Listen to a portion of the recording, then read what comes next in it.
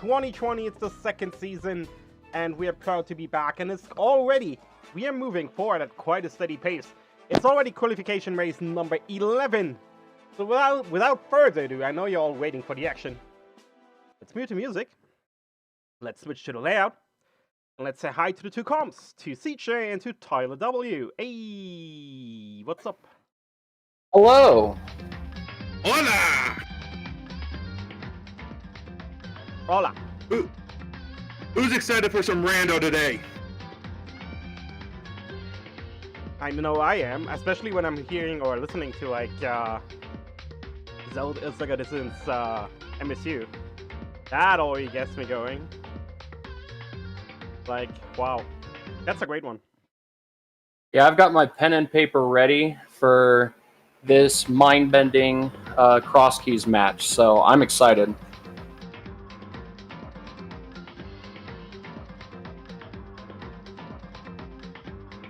By the way, sorry folks, one thing that's not working right now seems to be the voice recognition. I'm trying to get it done and working, but for whatever reason it's just not cooperating now. I imagine this is the Discord API not liking my guts right now, but yeah. I hand it over to CJ and Tyler for good. Enjoy, guys.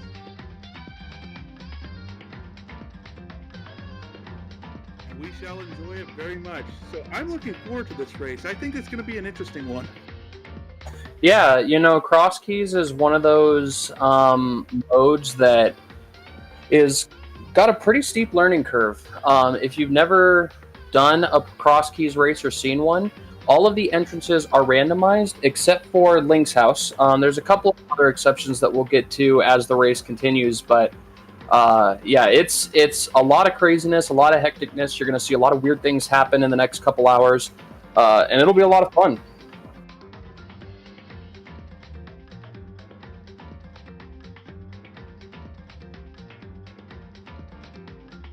Indeed. So the question I have is that as I've watched Crosskeys tournaments and qualifiers in the past, and as we got going again on the second season, it seems to me that there's always one item that we're like, where is it?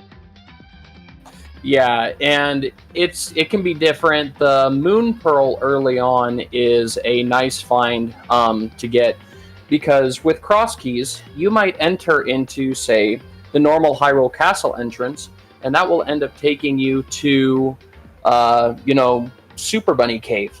And if you don't have the Moon Pearl, you can't open any chests in the Dark World. You can't do a lot of things. So the Moon Pearl is always an item you're looking for early, and then always those go mode items.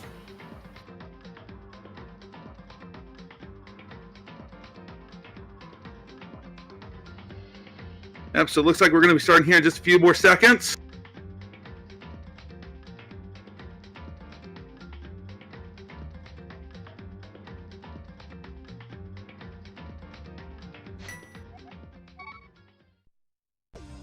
And we're off, and then we start with the mirror in Link's house. That is a pretty nice item to find. As I mentioned earlier, when you're in the Dark World, you can't open a lot of chests, but you will be able to mirror back to the Light World at any time. So that is a nice item to find super early.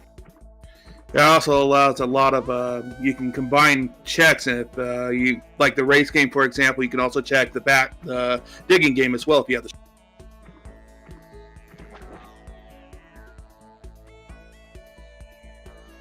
You can see right off the bat our runners taking different routes. Andy is going up to the Hyrule Castle area while Zelda is checking out the potion shop. You notice Andy walked into the Uncle kind of drop-down area, and it took him to the Lumberjack Cave. Now, all of the drop-down entrances are somewhat linked together. So if you are looking for Kakariko Well, or Uncle drop-down, or Ganon, they're all going to be randomized between those drop-down locations. So that is something that you do have some knowledge on early on. Ooh, there's Blind's Hut over there at the Lumberjacks. Yeah, that's 5 items. It's, you know, there's a couple of places that are really good to find with those 5 items, and we'll see if anything comes out of it. So on top of all of the entrances being shuffled, this is a key sanity randomizer as well. So all of the small keys, all of the maps, all the compasses, and all the big keys are shuffled throughout the entire seed. As you see Andy getting the big key to Misery Mire.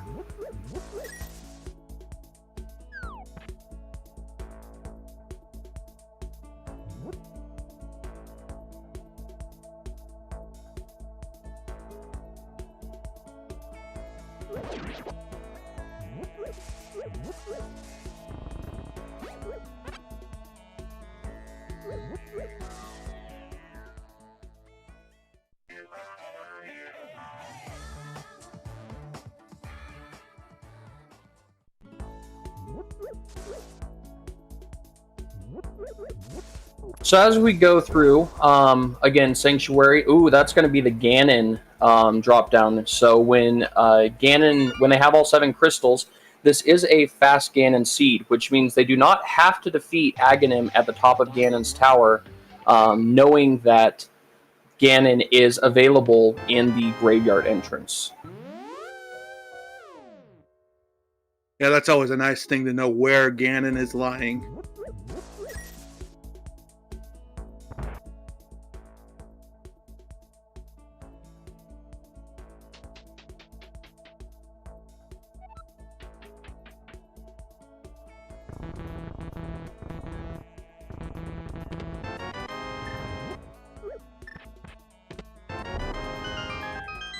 So I'll go checking out here again, a blind set.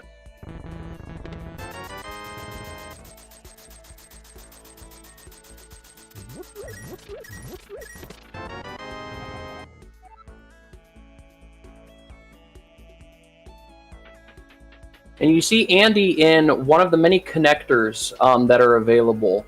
So when you enter an area that has kind of a one-way path, kind of like the Two Brothers room that Andy just went through, that can take you anywhere. You can go to the Dark World. You can go, obviously, here to Desert Palace area. They could take you anywhere. And so those connectors are really important to find because that's a big way of how you get around the world in Crosskeys. Exactly, and you could even be required to go through the Dark World in bunny mode to even get to find the Moon Pearl or something like that to find your...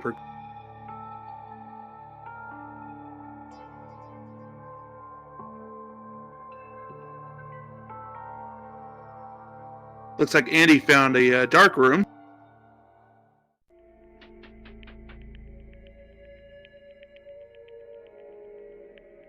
Ooh, but Uncle is on the Thieves' Hut in Lost Woods. And Andy finding that old man cave, so going through it without a lamp to access that, that's another really big entrance to find, because when you save and quit, you can start from Uncle's or from the mountain area, but it won't necessarily put you on the mountain.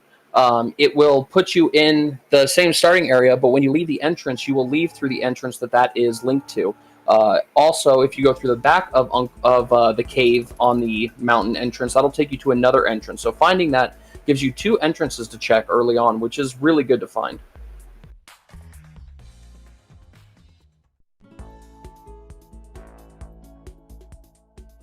Ooh, we find Turtle Rock over there at the Fortune Teller's Hut above Kakariko.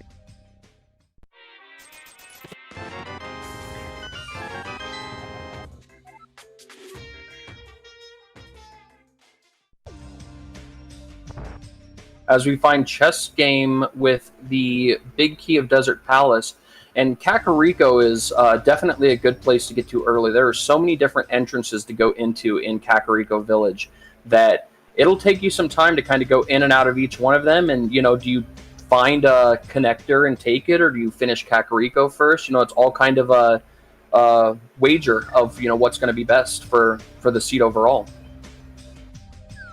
Indeed, and if it was me, I probably wouldn't be taking it, but that's me. But Andy did find the entrance to... Yeah, and early on, you're going to probably more, you know, maybe not every seed, but you're going to have times in Crosskeys when you die, because you're going to be going through a lot of Dark World, a lot of difficult areas with just 3 hearts. Being in a dungeon, not super bad, because I think Andy's death was intentional. He wanted to get back to the entrance there so that he could do the rest of Pod. Indeed, and probably only on one heart as well. But it looks like the well had Arcane of Samaria and Bombo.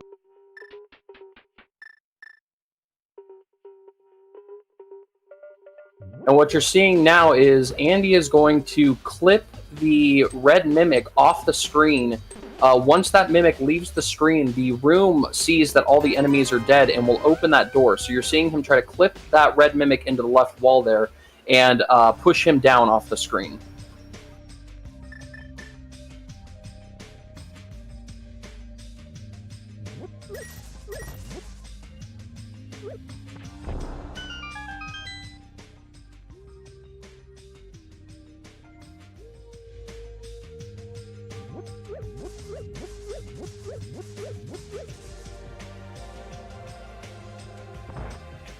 And he gets it.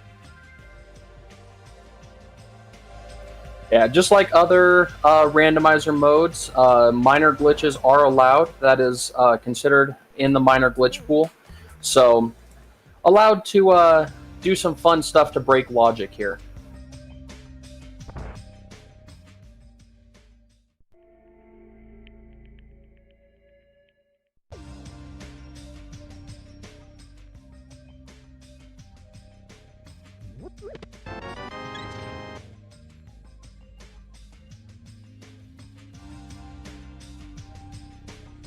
Andy is stocking up on some bombs while Zelda finishes up the rest of Kakariko.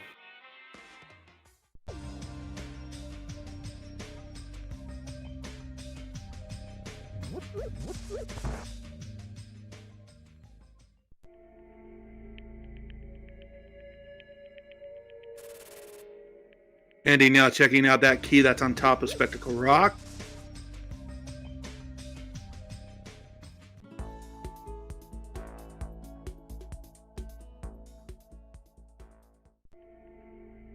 And we have Magic Bat in its vanilla location.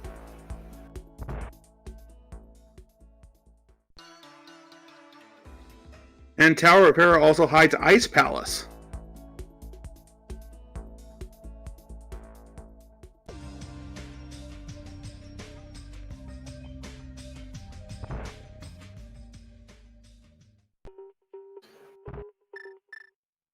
And Tower of Hera hidden in the front of the tavern. So we've found, I believe, 3 dungeons now. We've found Pod, we've found Ice, and we found Tower of Hera. We've also found an entrance to Turtle Rock as well. So I think that's right. Ooh, and the flippers are in Tower of Hera. That's a nice item to find.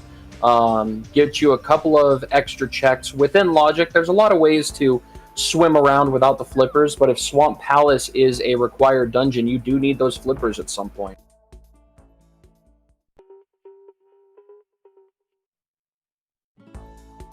So one of the other kind of aspects of this is with the key sanity, all of the crystals and pendants are hidden until you find the map of that dungeon. And so if you go to the map and look at what normally in a typical open or standard seed, you would be able to go to the map and see where you have to go to beat the game. In this, you don't know until you have actually found the map into that area. So might have to gamble on a 50-50, you know, if you have 2 dungeons and you know where 6 of your crystals are, you might have to just kind of take a chance. Speaking of crystals, we just found out our 5-6 crystals are Eastern Palace, and I believe it was Swamp? Yep, that would be correct. So Swamp is required. Finding those flippers early is a nice thing, and that is the main entrance to Desert Palace. This is a good dungeon to find because you get 3 exits, so this can connect you to a lot of different places. Indeed. Andy doing well in the back of Escape. Excuse me, I lied. That's not the back of Escape. Just a normal Escape.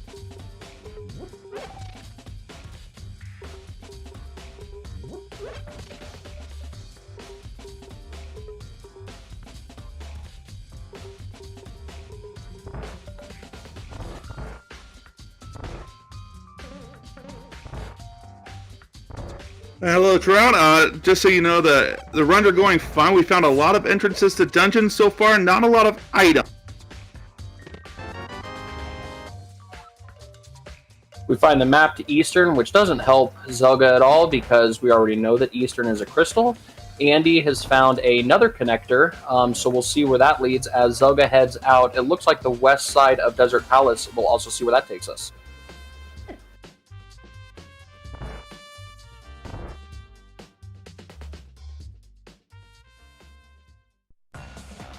Ooh, and Andy finding a very difficult spot sometimes to find. Going into Mimic Cave there, you have to find that specific exit to mirror and check that. So having the mirror already and being able to find that early on, that's just something you can mark off even though it wasn't anything. You don't have to find that entrance later.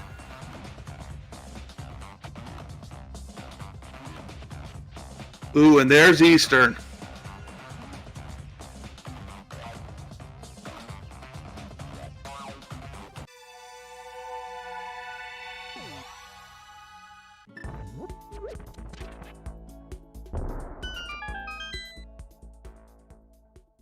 So I believe what Andy did there was take a death so that he would respawn as no longer a bunny. Is that correct? That would be correct.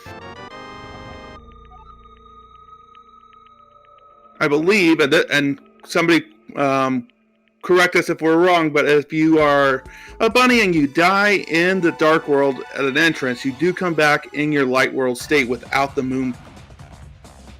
Yeah, that is not in logic, but you are able to die as a bunny inside of a dungeon. It'll bring you back no longer as a bunny, so you can at least check some of the chests in this dungeon out of logic.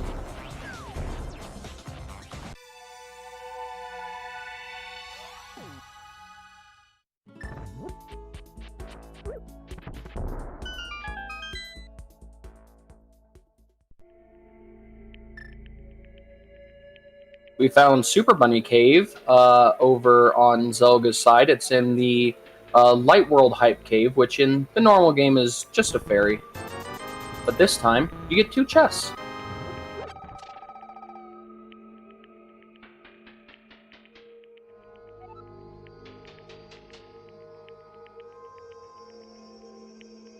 Nothing in Super Bunny Cave, just some money and a shield.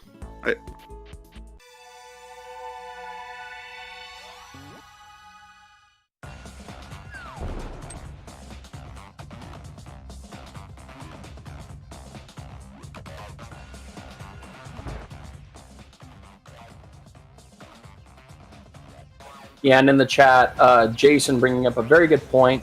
Andy got up to Death Mountain going through the dark cave, the old man cave, without a lamp. So everything that he has done up here is out of logic and won't be in logic until he finds that lamp. And there's the main entrance to Turtle Rock.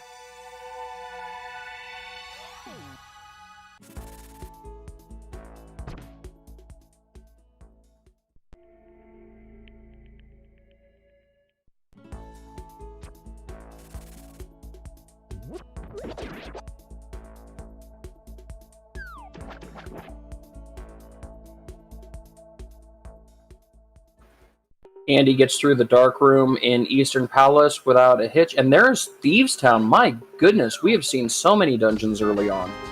We're not even 20 minutes in, and we know where... Oh, I have to count in my head now.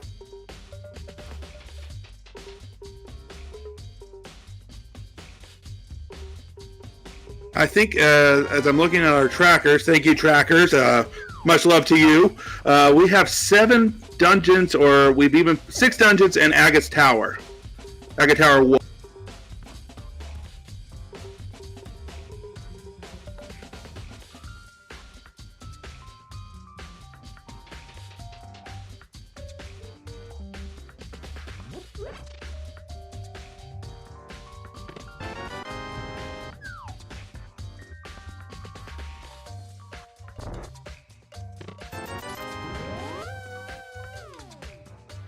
Looks like out of all the 4 chests in Thieves Town, Zelda finds Quake, which is our another medallion.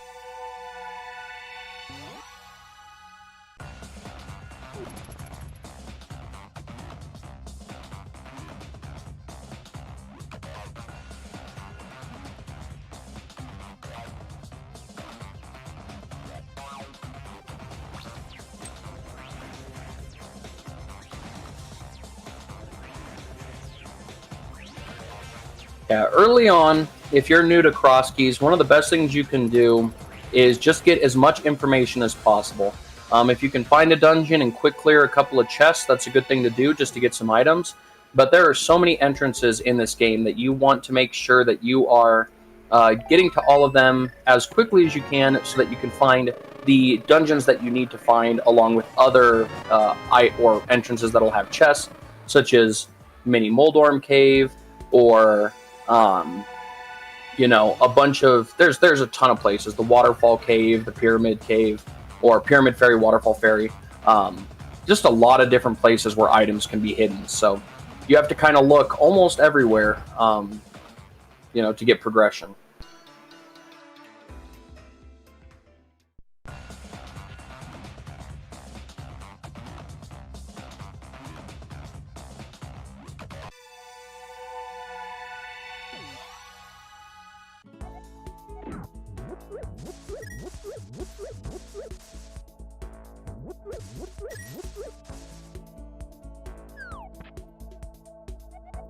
And there is a cape on Race Gang.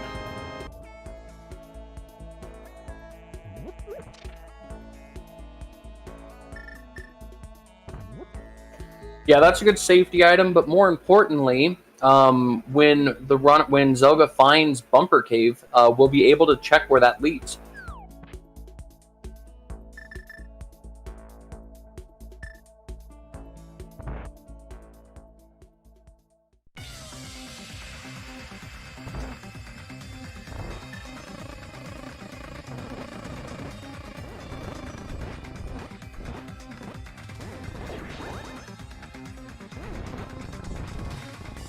I don't think I see this often. Akana Samaria strats here in Aga Tower.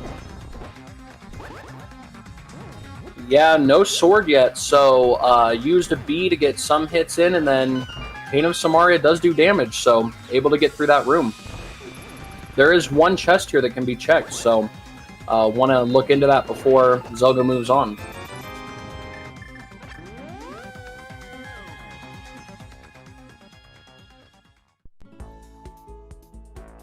So Chan asking, what does in logic mean? It means that in the seed, you're allowed to have certain, once you have certain items, you can do certain things. If you do some things that you can't do because of item restrictions, you're doing that out of logic.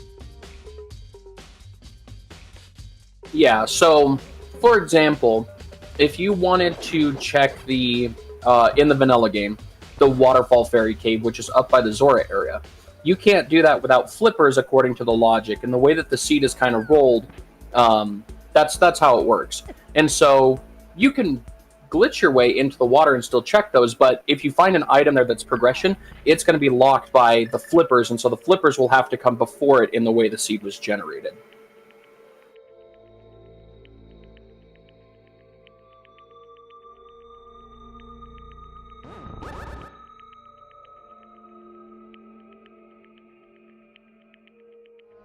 Andy now is going to do his checks of Kakariko.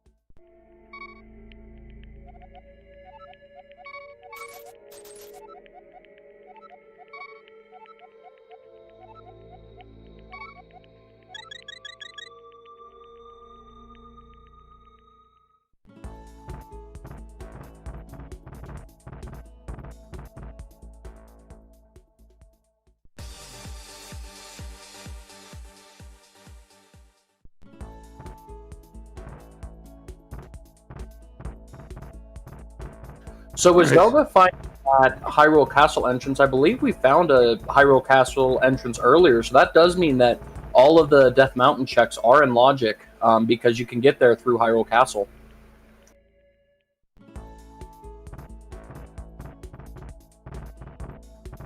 Yeah, I just can't remember where all of them are at. I think one of them is up here on Death Mountain. Obviously, one of them is up here on Death Mountain, because that's how you get here.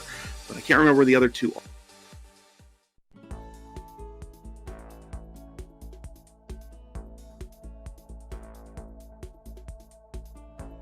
Thanks, chat. It does look like two of them are up on Death Mountain.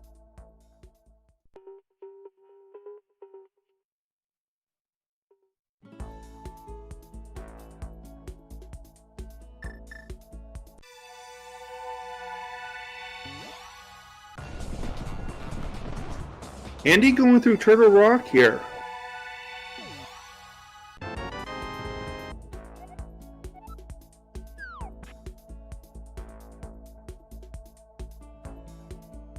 And finding a big key to the Tower of Hera.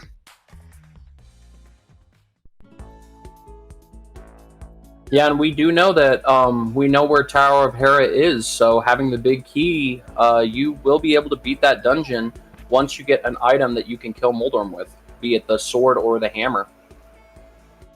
Yeah, we did also find out that it is the green pendant.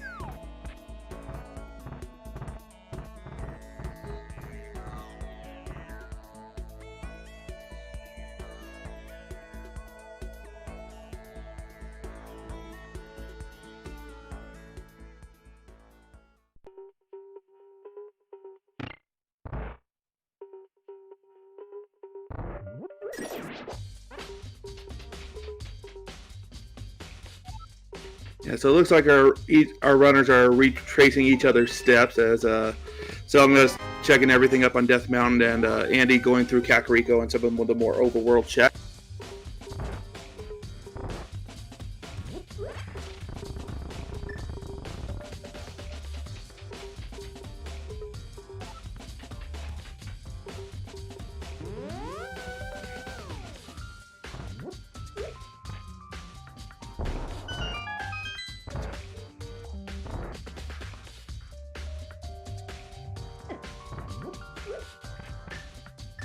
Yeah, I would believe coming up soon here, I don't think we've seen much of... We've seen a little bit of South Light World, but I don't think we've seen all of it, as well as with Andy finding the flippers now, checking, you know, maybe Waterfall Fairy Cave and a couple of other things out there. Have enough money to do Zora and Zora's Ledge.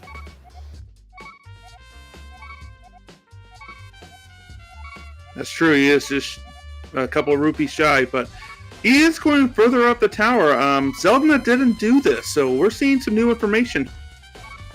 Yeah, Andy went through Turtle Rock and found that big key, so there's two more chests up here rather than just one that he can check. As Zelda now is doing there the Mimic goes, and the Mimic Flip is complete and gets right through that room.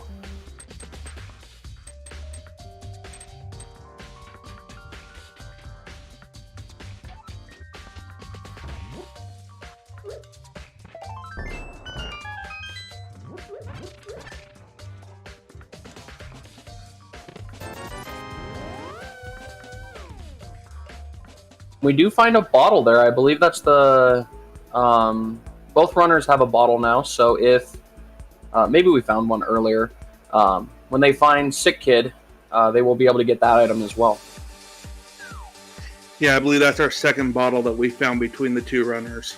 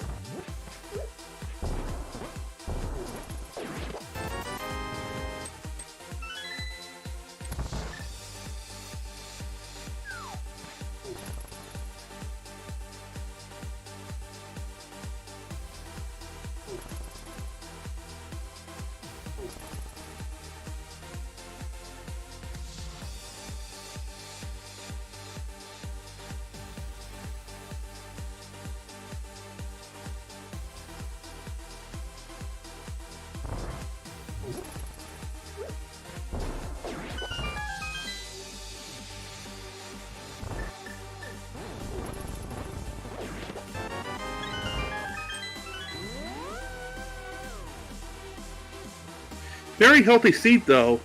Quite a few hearts in the first 26 minutes here. Yeah, that's nice, especially without having sword or hammer, Cane of Samaria, and bombs being your only weapons. That's a good little safety to have. And as we finish up, we are going to see a dark room from Zelda. I don't remember if Andy checked Dark Cross down here. I don't recall that he did. Ooh, and Chad is pointing out, if this is correct, Zelda did not check the Zelda's cell. He stole the key and went back to the top, so this will let Zelda check the back of Sanctuary area. Ooh, that's right. And we do know that Andy did check Zelda's cell, and it was just a piece of heart.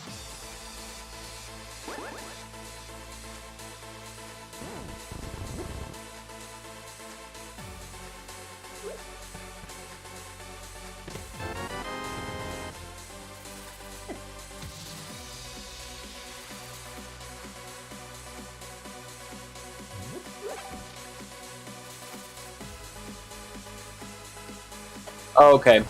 Alvin saying that Andy did reset after Zelda's cell, so he does have the key to do this as well. Oh, I missed the save, scum.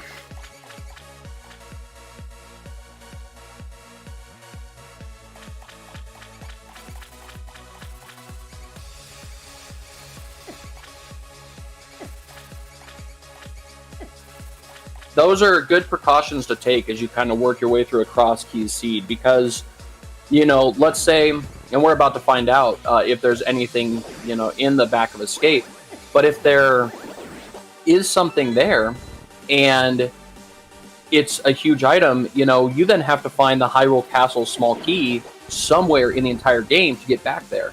And so this could be a really big sequence break here. That it could, and we're about to find out.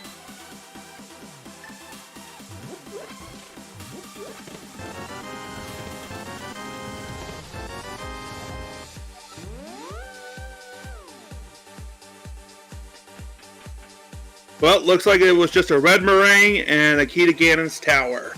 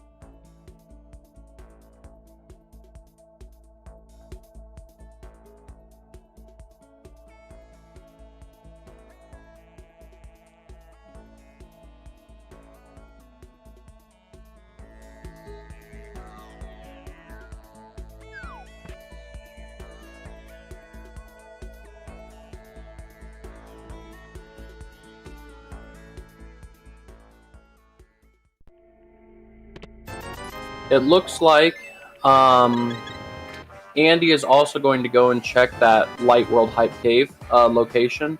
We'll see if he decides to go and check Hobo and Zora area and all of that now that he has the flippers from Tower of Hera. Ooh, that's right. I forgot about that as well. Exploring Super Bunny Cave, Andy is.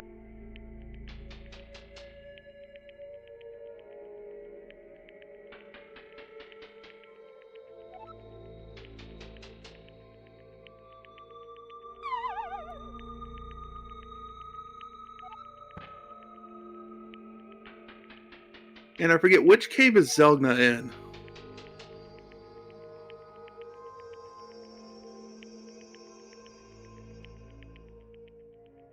That is the connector that leads to Mimic Cave there. So both of the runners kind of finishing up their swap. So Andy now checking the last of the locations that we've seen. So pretty soon here we're going to start to see a couple of new entrances. We've still got the Eastern Palace area that I don't think we've looked at. We've got Zora's items and Zora's Ledge, as well as Waterfall Ferry. So Coming up here, runners are going to be about at the same point where they've checked everything just in opposite orders.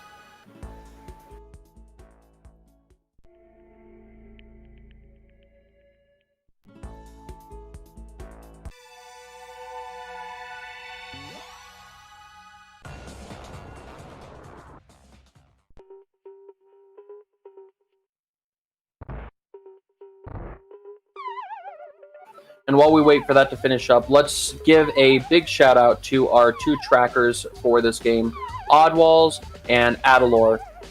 They are doing the hard work to keep track of all of the items while we just kind of sit back here and watch a Crosskeys and talk about it alongside all of you. So thank you to our trackers for helping out and keeping track of the game for us to help us and all of you in chat.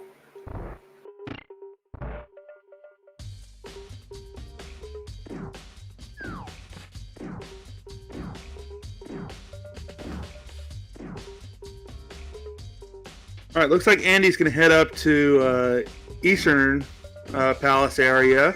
Let's see what we find up there.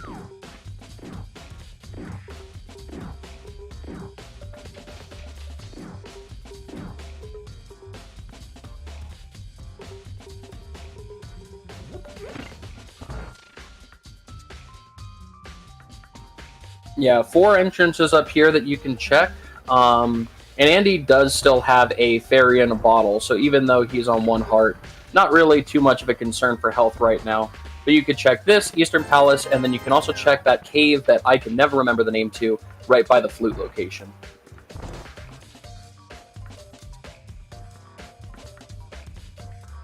Yeah, I can't remember its name either. I like it. I like chat's answer. Flute spot number 5 cave.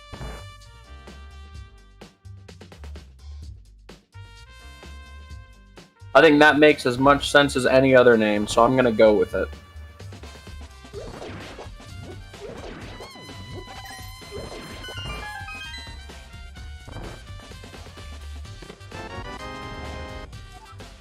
Andy finding another dark connector at Eastern Palace.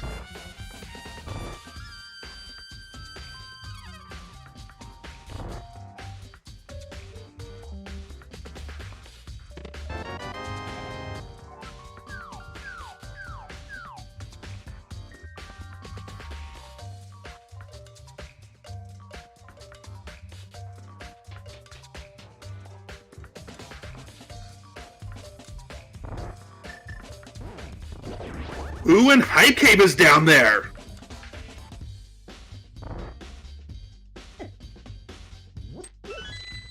And we do finally find a sword. So that does mean that Moldorm, even though it's a green pendant, that is a boss that can be killed. And also finding a key to Ice Palace and Turtle Rock.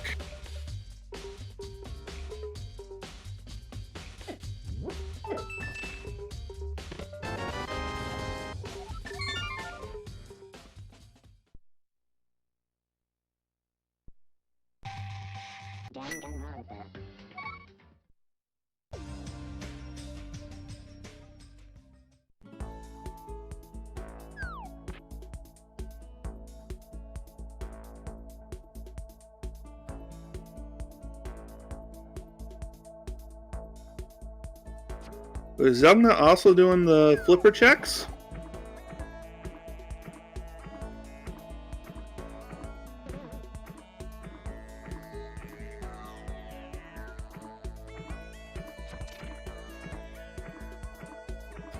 As they pass by each other, going to Hobo, Andy's leaving, and Zelda is going right to him.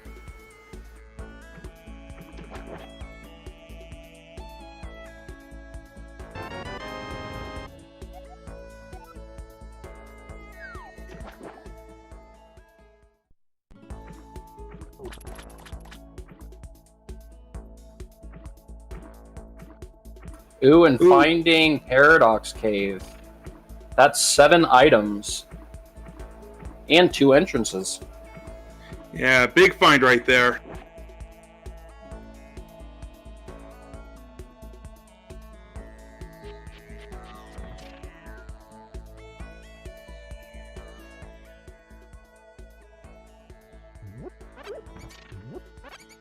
Pat bringing up another good point. With bombos and a sword now, you can check some of the chests in Ice Palace.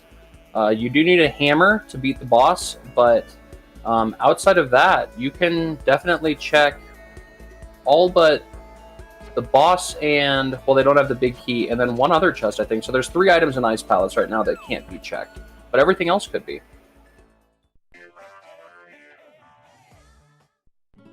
Ooh, Andy finding a key to Castle Tower.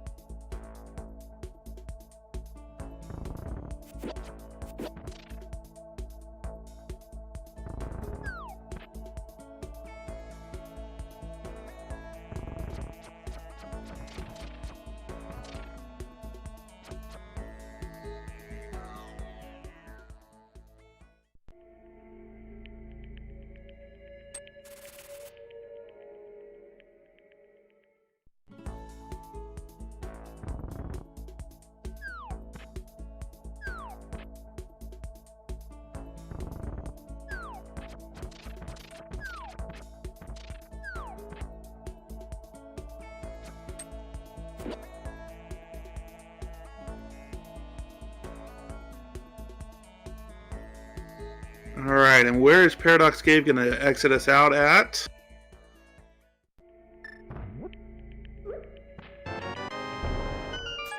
That's a nice connector to find into the Dark World.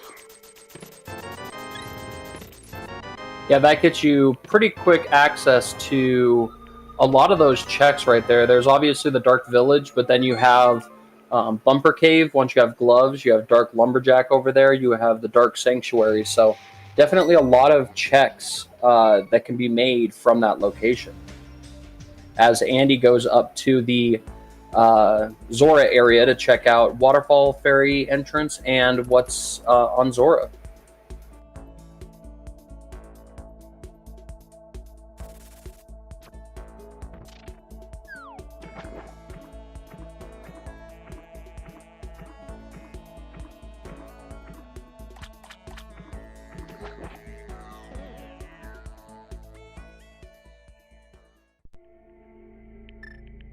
Andy finally checking up in Zora's River.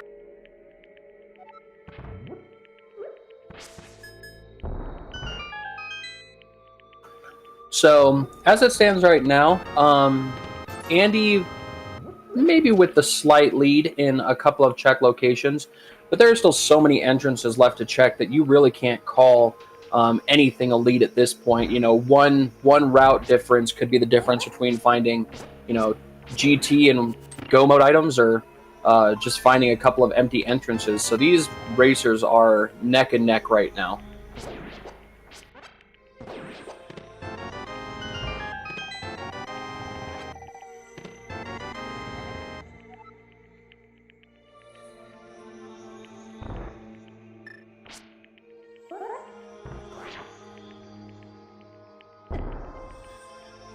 Ooh, Andy finding the upper Dark Death Mountain floating island.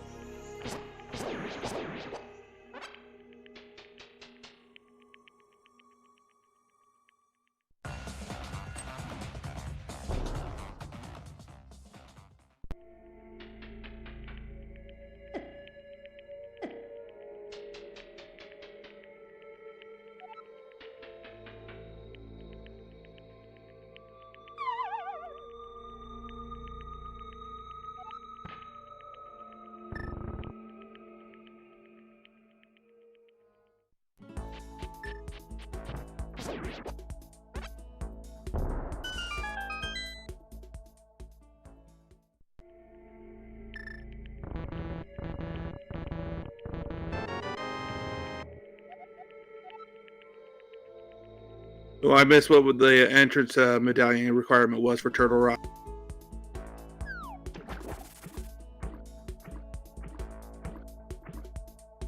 It looks like Ether.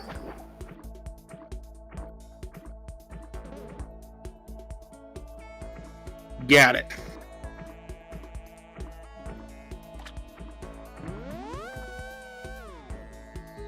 I missed it too. I'm just enjoying the race right now. Luckily, our trackers in the lovely chat have our backs. So They made sure to keep on top of it for us.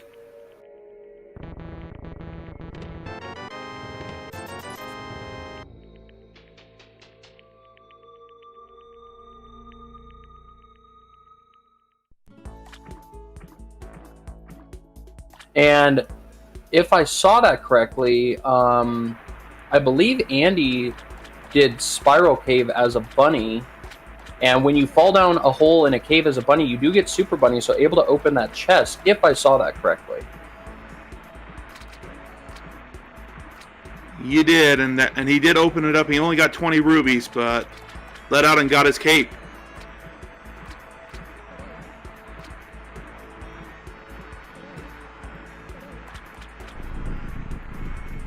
Oh, see, I didn't realize that that was the mountain exit. That is a great location for the mountain cave exit to be. It gets you right up to the top of Eastern Death Mountain, especially in the Dark World.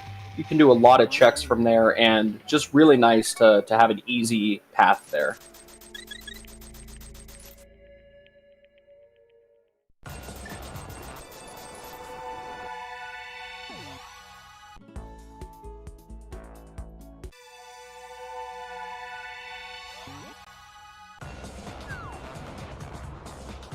It looks like Zelda also just found that entrance.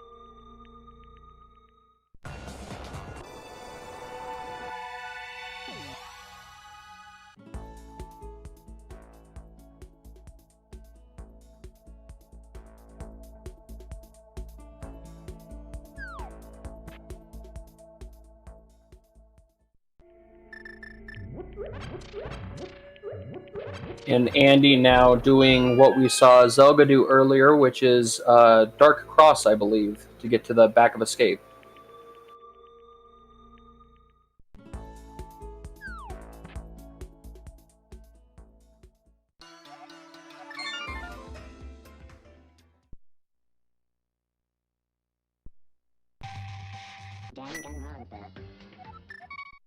So in terms of differences, there's not much. I believe that Andy is finishing up Dark Cross and we'll do the back of Escape. Zelda is checking out the top of, well, now the bottom of East Death Mountain. The runners are pretty similar in what they've checked. And the question now becomes, where do we go from here? We've got a lot of entrances available to us in the Dark World, especially with that connector that we found. That leads us right by the village. So maybe that's where we have to head next. Yeah, I'm thinking the same thing. It seems like that's the best place to look for entrances or even items. But as terms of item density, I'm not sure where I would go from here if it was me running the sea.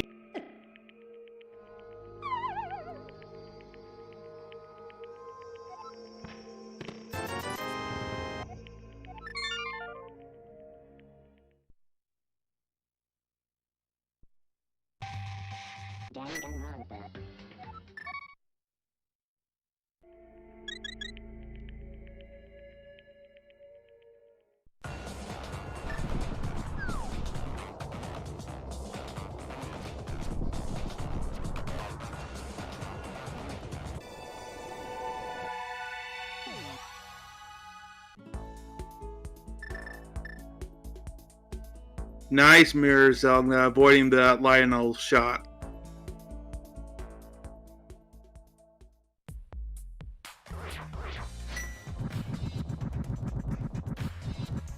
Ooh, looks like we are going to see a dip into Ice Palace. Yeah, and we'll see. I would imagine Andy is going to check the dark rooms in Castle Tower, and that is exactly where he's headed. So we do have some differences here. We haven't seen this chest in Castle Tower, and we haven't seen any of Ice Palace, so let's see what's in store.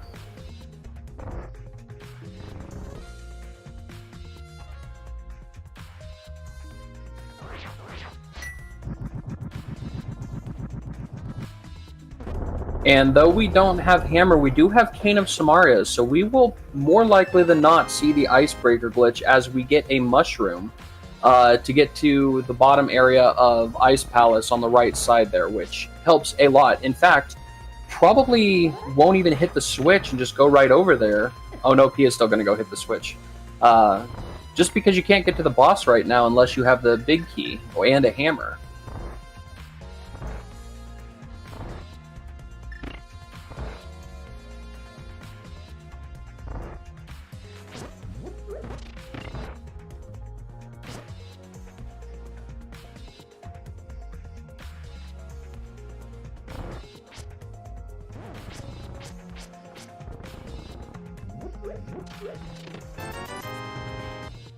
Yeah, I do also believe you need a glove as well.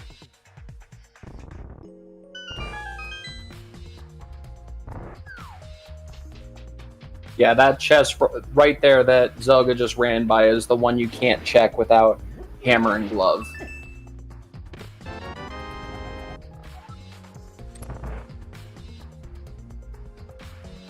And the GT Big Key.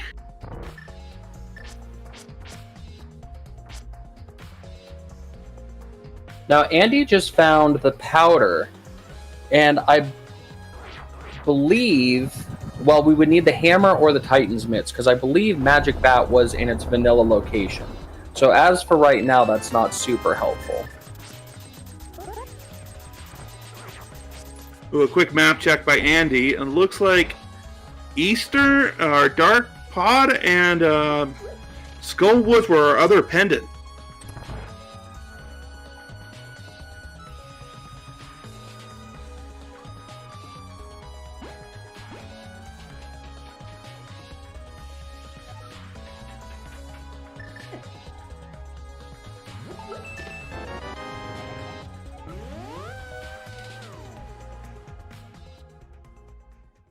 So GT Big Key being in Ice Palace could be a big find. Other than that, not a lot. Just some small keys, not necessarily small keys that we need for Meyer. But we'll have to see. You know, there could be, we could find Ganon's Tower, and there could be something hidden. Well, we would need the bow. We would need a lot of other things, but there could be items hidden up there. Right, and there's normally always something in Ganon's Tower, no matter how you look at it. Yeah, I think I've only ever had one Crosskeys seed ever where I didn't have to go into Ganon's Tower to beat the game, and I still went into Ganon's Tower. It's just so tempting in Crosskeys, because there's, you know, 22 checks downstairs, or 23 checks downstairs, 4 more checks upstairs, and sometimes you have to beat Ganon's Tower to get Kakariko Well on top of, you know, the normal Ganon drop hole. So there could be a lot of enticing factors to do GT.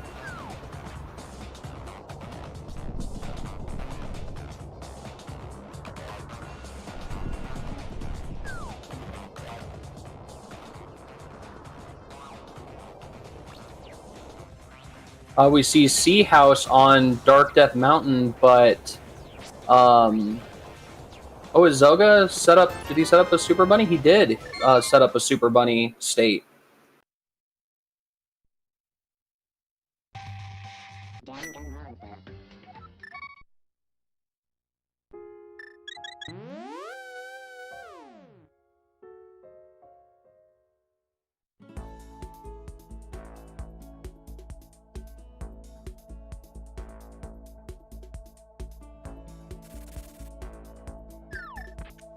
I think Andy's making a smart play here, going to go finish off a Tower of Hera, because it does get you the green pendant, which is another check. Yeah, because we have found Sahasrara's hut, so this is 2 items.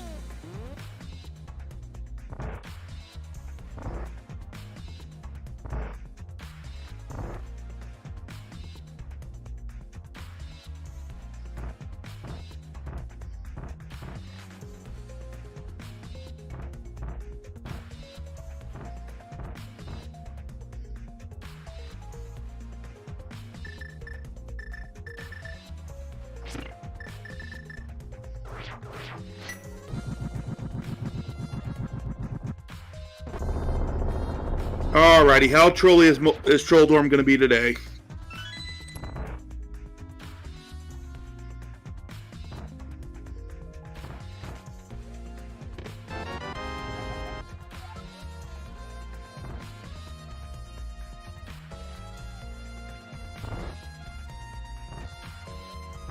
Zelda picking up his Tower of Hera big key, and down goes Trolldorm.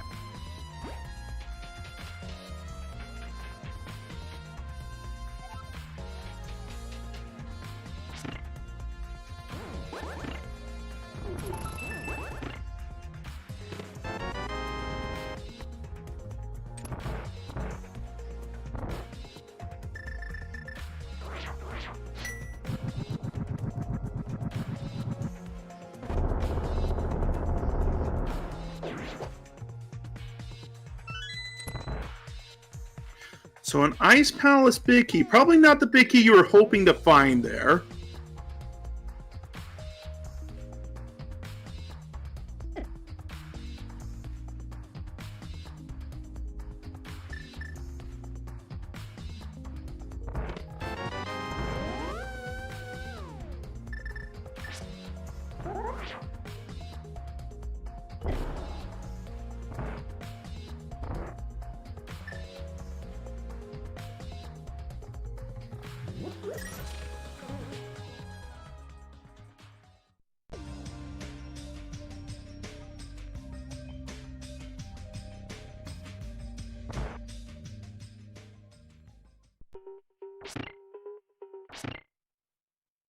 And Zelda going back up to Tower of Hera to finish off that dungeon as well. So I had to step away just briefly for a little thing that came up. What did we find at the top of Tower of Hera? We found the Ice Palace big key. Ooh, that is a somewhat big item to find, knowing that Zelda has done Ice Palace without it once already. Well, that's true. That would require him to double dip it, I believe. Well, if there's progression in that big chest, Zelda probably doesn't want to go back to Ice Palace without the hammer and the gloves to full clear it, so that could be a big find. We will have to see how that plays out. Oh, I think I just saw something really nice. Up there on Bumper Cave Ledge is another sword. Ooh, and we found Ganon's tower.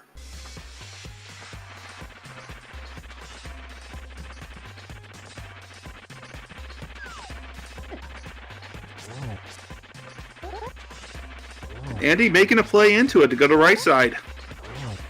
Yeah, we cannot have Moon Pearl in here, but plenty of other useful items could be in there. Andy choosing to not dive into it right now without the Moon Pearl.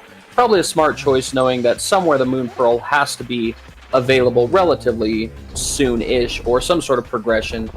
Come back to GT when you have a couple more items to clear more of it.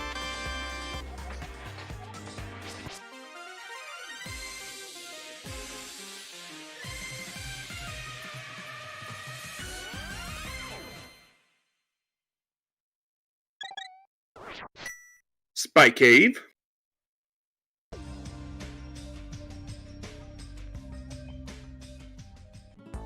Yeah, so Tyler, this is getting into earlier what you were talking about. Sometimes it is required to walk around the Dark World as a bunny to find some progression, and it looks like that's what is happening right now. Yeah, I didn't mean to. Commentator's curse. It always happens. Do you wanna make any other predictions that would be fun to see? Before I do that, there's Laser Bridge. Now this is good.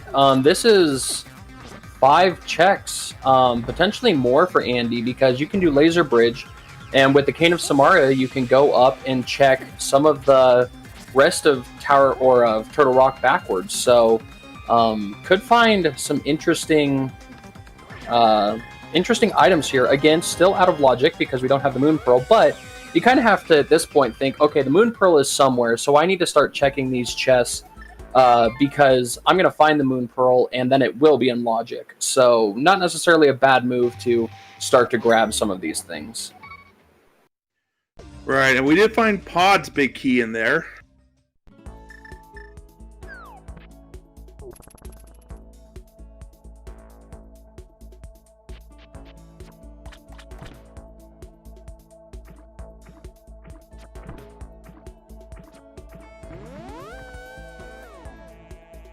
But going back to our earlier conversation, if I'm going to make another prediction, I'm going to say hook shot on pedestal.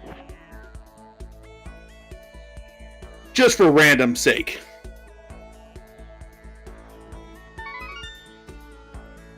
I could be down with that.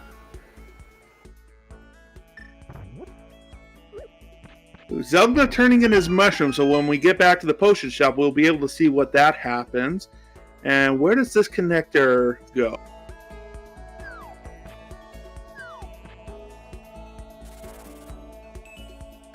Oh, that's right. It leads to desert.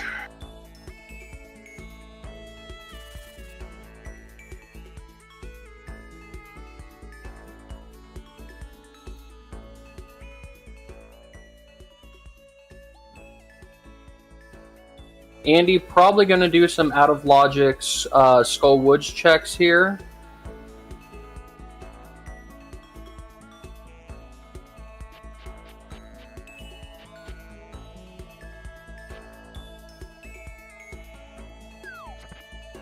Chat always wins.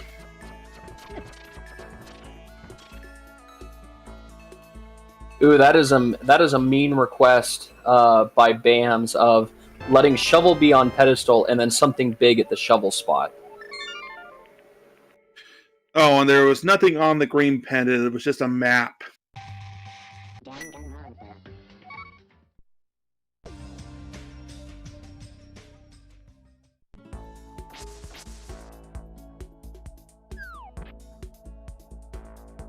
Alright, so we're almost an hour in and yet no Moon Pearl still.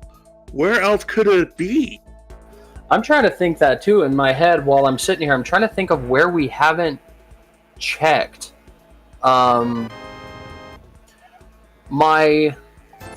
small key to Thieves Town. But without the big key, that doesn't help us too much. You know, I'm thinking if there's a connector that leads to the Palace of Darkness area, perhaps something up on kind of like where Castle Tower Vanilla location is, because they do have the mirror. But off the top of my head, I don't think we've been over to that area. No, I think we've only been over there to Eastern Palace of the Light World, not thinking Dark World yet over there.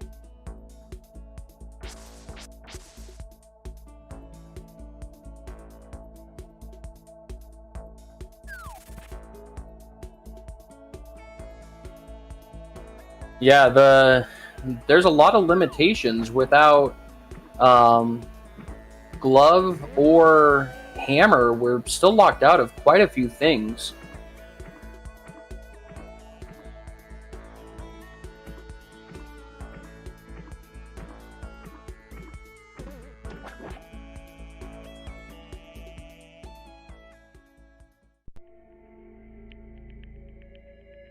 Yeah, I think at this point, the Moon Pearl has to be in the Dark World somewhere. Oh, I don't know if we've seen what's on the other end of Bumper Cave here, and we do have the cave.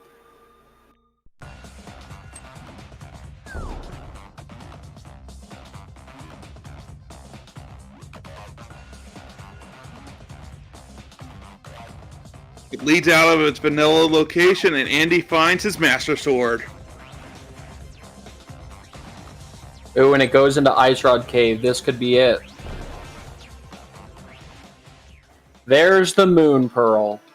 So, Bumper Cave. So, Cape was required to go through Bumper Cave to get the Moon Pearl.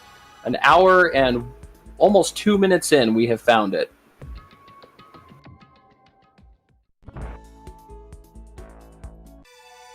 And with that find, Andy has definitely taken the lead if anybody is checking that.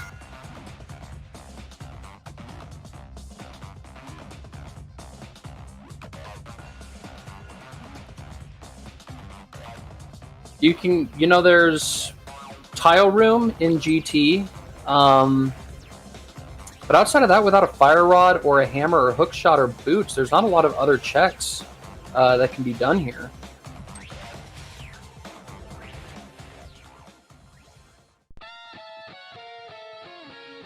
Andy doing a nice little minor glitch. If you activate the cape and hold on to the wall, your magic doesn't drain. So you can just stand there and make sure you're holding onto the wall the whole time, and nothing will hit you in this room, and you can drink some coffee, have a bite to eat. Just take a moment to sit back, relax, maybe think about where you're going next.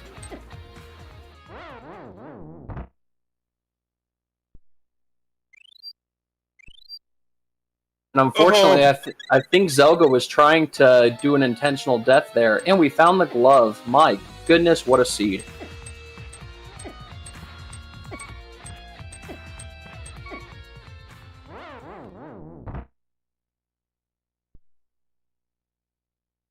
And we have blue cane boots locked. That's all we know about GT, but luckily, Zelda is going to get the glove here by having the Cane of Samaria and getting rid of Bunny State in GT. We'll check these two chests, we'll get the glove, so at least won't be far behind in that aspect. It's just a matter of when does Zelda check Bumper Cave.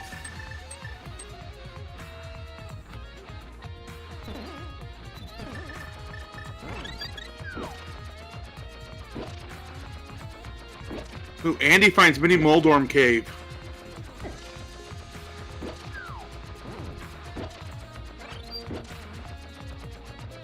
That's a good 5 items right here. Let's see what's in here.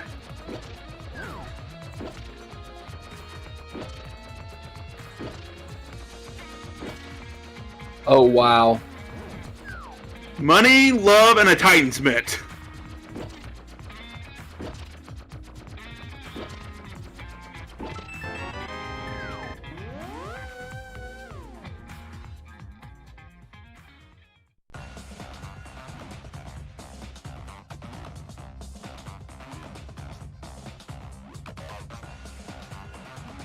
Yeah, that does unlock a couple of extra checks that we can do. Well, we could have done this anyway, but it's a little bit faster to do it with the Titan's Mitts. And Zelda going to be following suit, so Zelda will be pretty much on par with items, just won't have that Moon Pearl.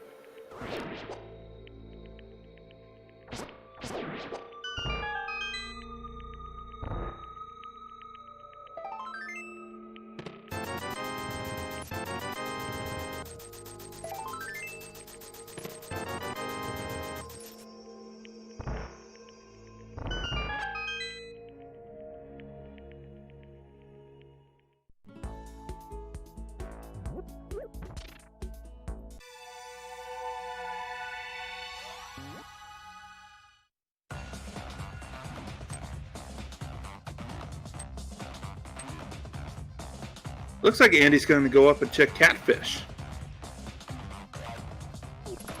And it looks like Zelda might be heading towards that Bumper Cave area.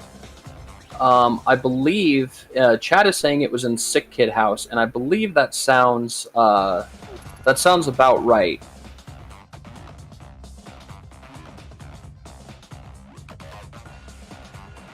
And Zelda is a pretty experienced runner. He has to know that of the checks that have happened, there's only a few places left where that Moon Pearl could be, because that both those gloves now are locked by Moon Pearl, and so the Moon Pearl has to be somewhere that you had access to without those gloves. Just important to keep that kind of stuff in mind so that you don't get too off track. Right. Andy did find the lantern, though, up at Catfish, which puts a lot of dark rooms into logic now.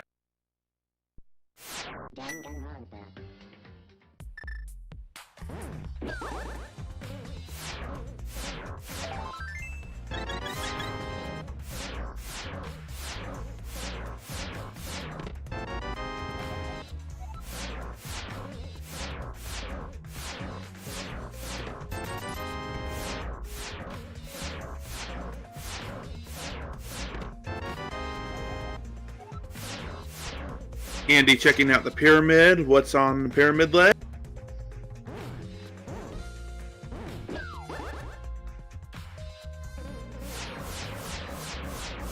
Nothing much, but he is checking the top 3 entrances here in Hyrule Castle.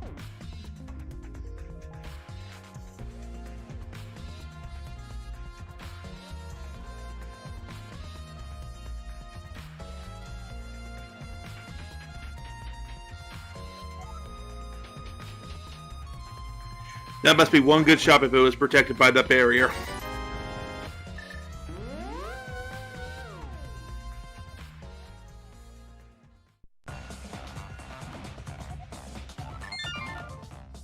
So now with the Moon Pearl, there's just tons of access. And with the Titan's Mitts, the Ice Palace entrance is available.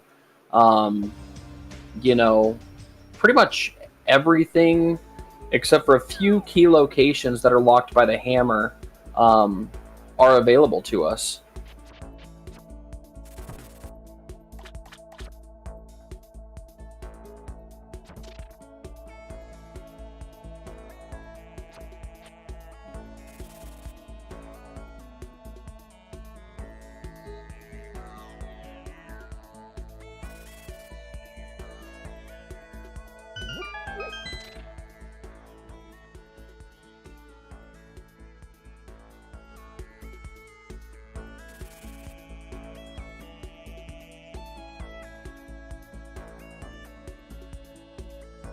Ooh, and we find Sick Kid, and he has another sword!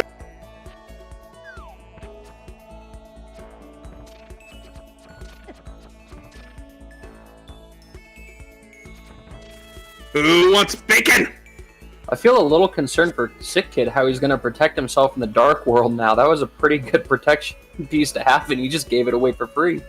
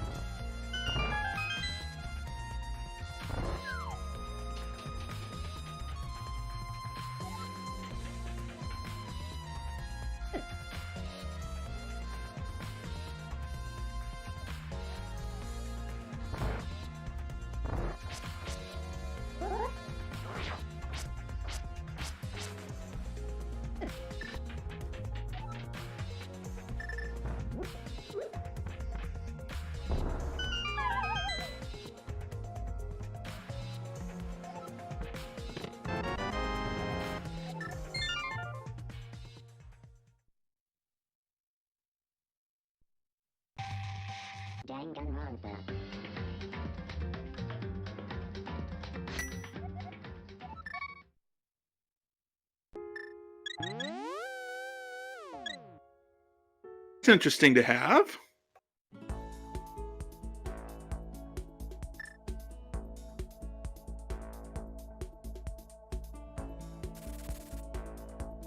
Oh, were we muted or something?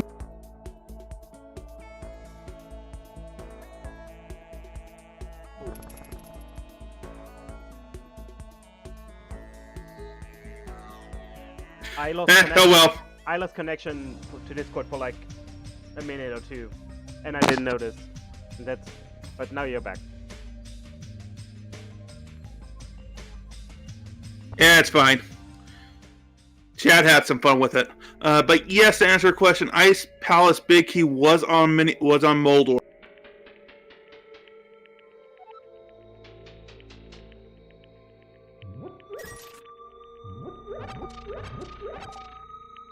Zelda finally going through Bumper Cave.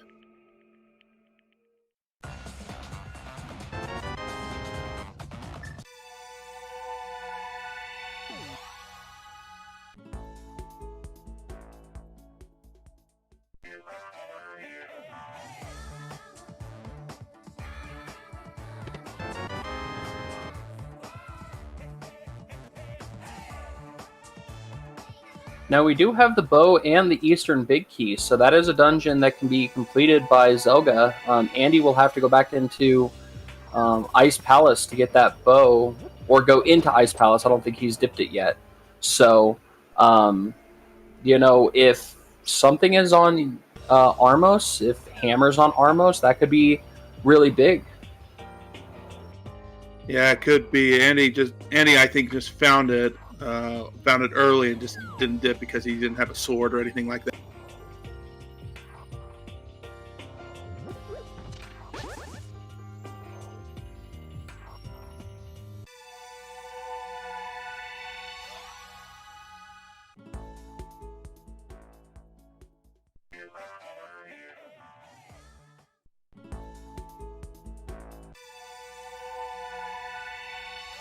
Is my volume better now? I said, chat saying I'm too loud. But it doesn't help that I have a loud voice.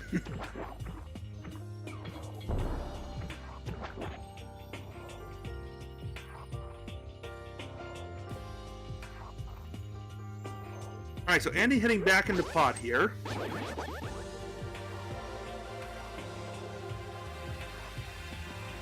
Yeah, with only 2 small keys, some interesting choices to make, because you could do the back or the boss. Boss, obviously, only 1 item, and it's a pendant. So, interesting choices to make with the limited amount of keys.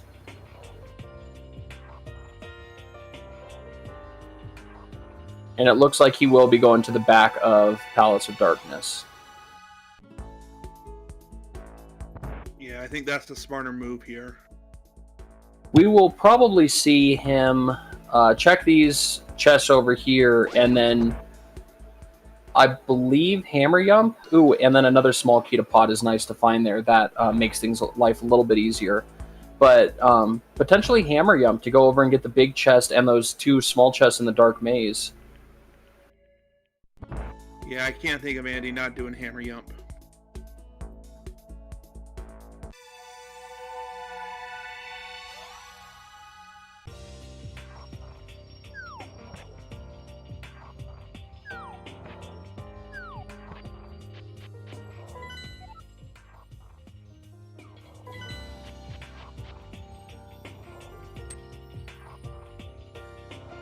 Zelda checking his map and now knows where everything is.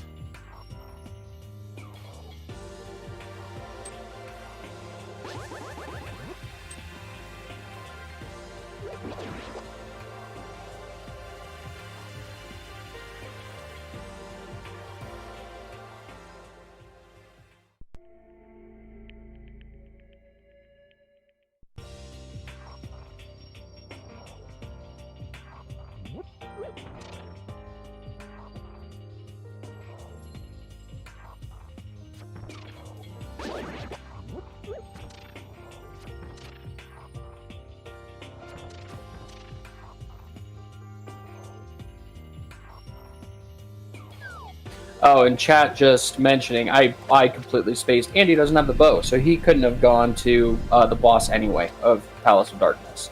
So it makes perfect sense why he went to the back, because without the bow, you really can't do the boss. But blue mail is nice to find. Yeah, you and me both forgot that.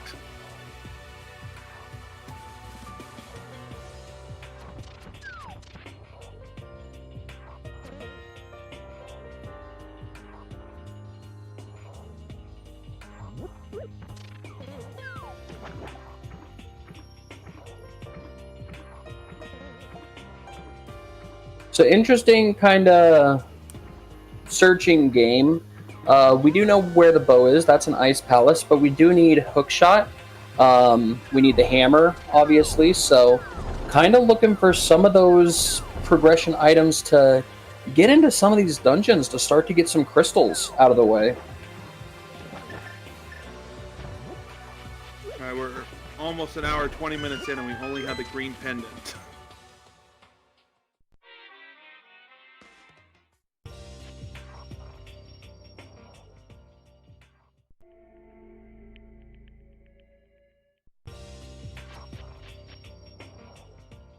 As we check all these things, it is starting to look more and more like that bow might be very important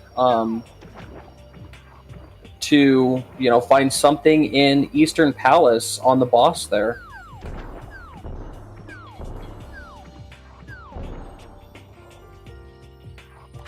Yeah, knowing what we know, I think the play for Andy obviously would have to be going to Ice Palace, and for Zelda to finish up Eastern Palace. But that's knowing what we know. And Andy does go into Ice Palace. Yeah, I'm not sure what much more Andy has to check. I think that Ice Palace has to be one of the last places he can do anything in.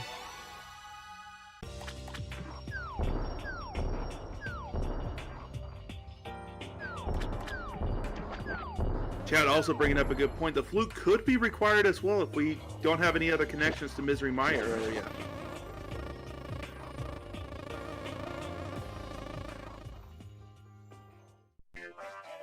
And as Zelda heads up to the Palace of Darkness area, we'll find Sick Kid hoarding that that sword.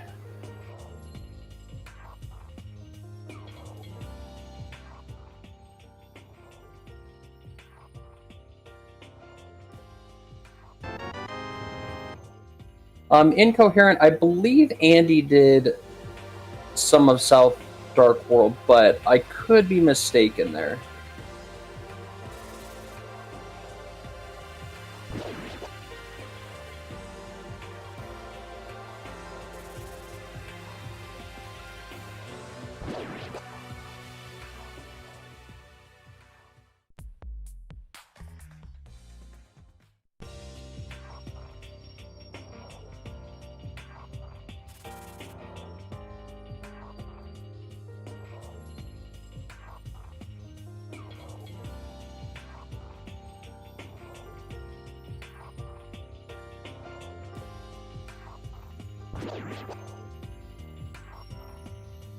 It almost feels like when you have a seed like this that you're just waiting for that one pin to drop and that everything will fall after it.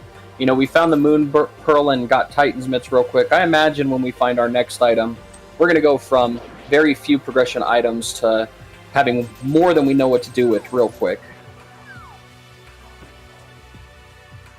I think that item will probably be the hammer.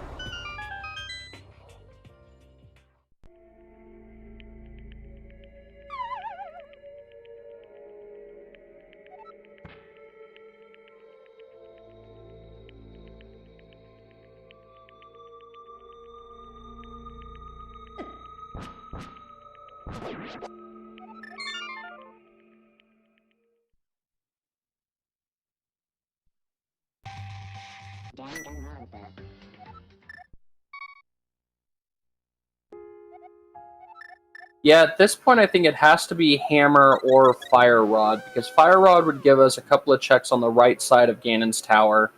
Hammer obviously would give us some extra checks. We do still have, if I'm thinking correctly, nobody has checked Powder yet.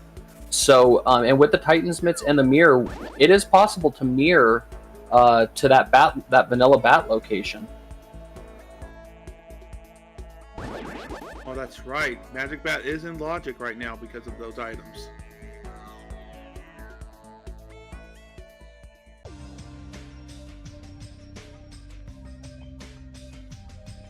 In chat asking, yes, Smith sequence is available. Upstairs, Ganon's Tower is possible now with the bow, except for the chest after Moldorm 2. That is logically requires the hook shot. So those are some places where items could be.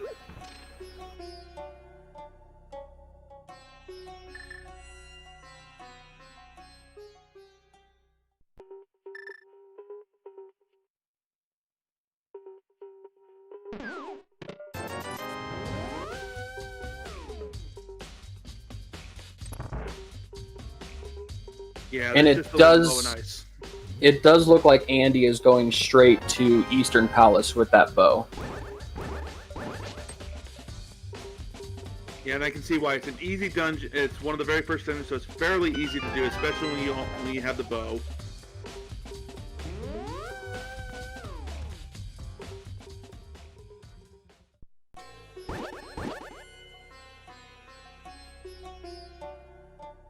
And perhaps even a little more important, it is one of our 5-6 crystals.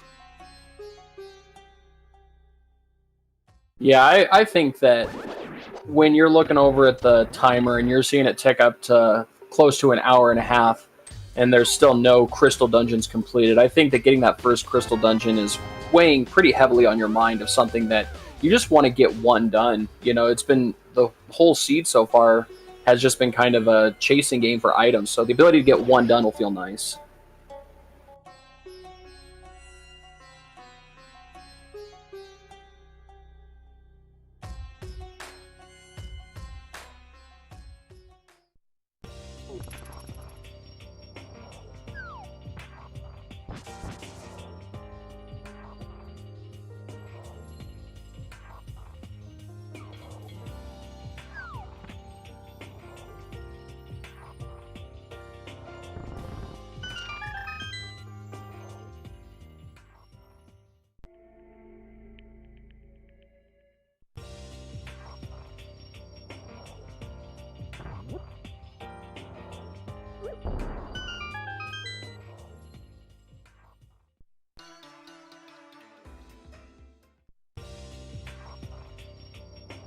And it looks like Zelda might be going for the Smith Chain play.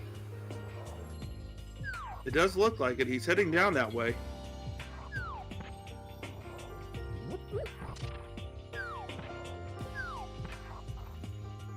But nope, walks right past it. Oh, he's going for a digging game. Yeah, big game first, and then maybe the Smith Chain after. Ooh, and the hammer was on Armos. Oh, that's huge. Wow.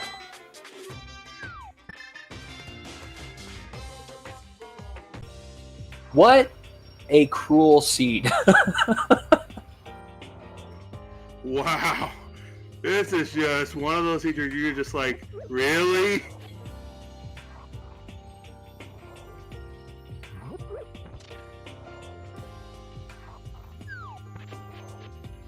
Well, I mean, at this point, we know that the hammer is in Eastern Palace, and Zelda does have bow and big key, so won't take him too long to get up there. With the hammer, Andy's going to check out the Turtle Rock entrance, but that opens up a couple of more dungeons for us. Ice Palace, the boss can be beaten, but you can check that chest now, so we can completely clear Ice Palace now. And I think with a couple more keys, Pod is also completable. Yes, I believe we would need one more key for Andy for Pod, but Pod is also a pendant. I would think the runners would be happy if they don't have to go to Pod anymore this seed. And there's the dam. That's crucial because, and the flute. My goodness, this is happening all too fast.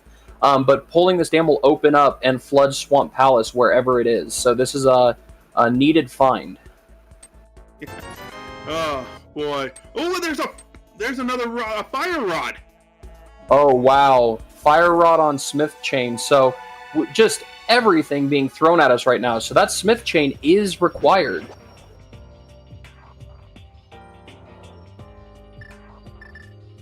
Looks like Andy is heading over to do Ice Palace.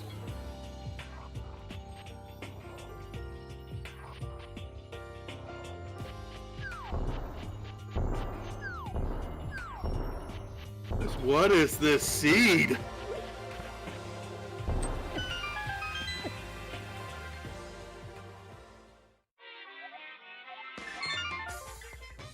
Oh my goodness. So after finding nothing, or very minimal, for about an hour, we rushed into the Moon Pearl and the Titan's Mitts, and then pretty laid back for another 20 or so minutes, and now we've got Fire Rod, Flute, and Hammer, all kind of back-to-back, even though they're across different runners. We know about them. This is getting exciting.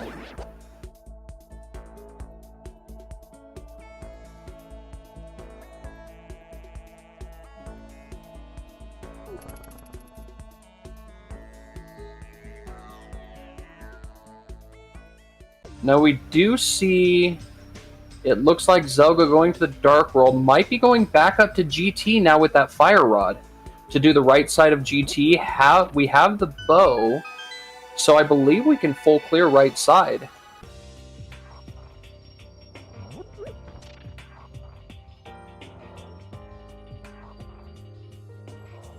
We might be able to. I don't know off the top of my head. I'm not that great in logic sense and remembering, okay, now that I have this, I can go do that, that, and that.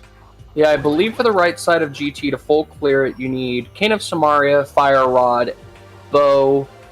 Oh no, you might need the boots to do full right side, so we might still need the boots to get to Armos Knights, because there's a room where you have to bonk over the wall.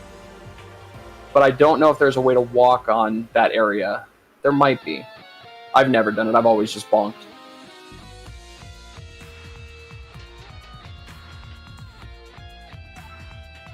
An incoherent saying there's a switch under the statue on the left, so looks like we could do all of right side.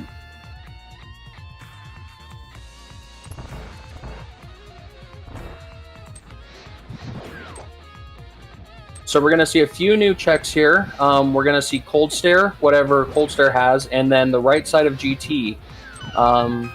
If the right side of GT has something, that'll be interesting, because that means that you do need to get that Fire Rod before getting any of those items.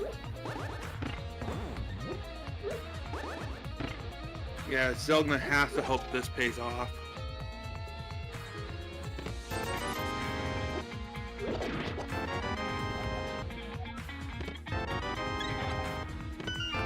Very nice Cold Stare fight. So far, nothing too exciting. Just 10 arrows on Cold Stare and some health and money and arrows and things like that right side.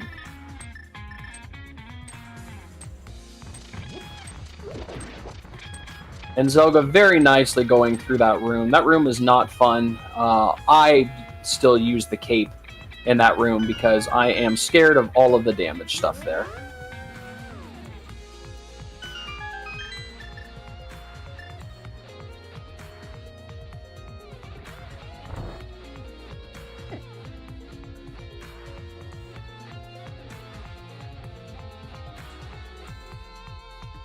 Zelda checking the big chest, and then very likely Ice Armos.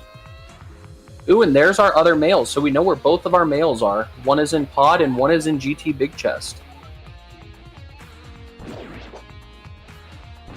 Looks like Andy's activating the flute.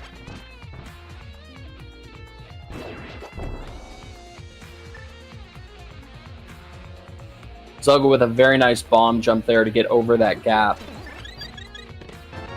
Yes, indeed. But I did forget. Oh. Oh, sorry. What did I miss? The hook shot was in Bob's chest. Woo!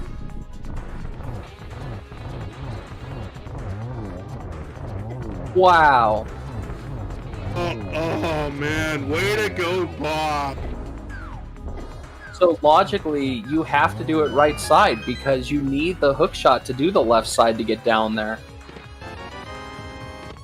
And the book, my goodness, what a play. Hey, we're literate now. Ooh, Zelda's gonna finish up GT. He's going up. He's climbing the tower. On the dice, I mean, which drop down have we not seen? Does the Ganon vanilla or does the Ganon normal drop down have to be Uncle? I think that's the one we haven't seen. So that's two items if it is Uncle. I think it's Useless Fairy, actually. Oh, really? I know we've seen Uncle.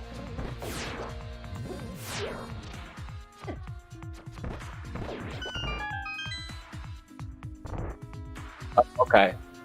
Yep, so Pyramid Drop is just Fairy, so Zelda probably going to check the 4 chests in here up the climb of GT, and then maybe just has accepted that so far the seed has been very cruel and just trying to out-troll the troll seed.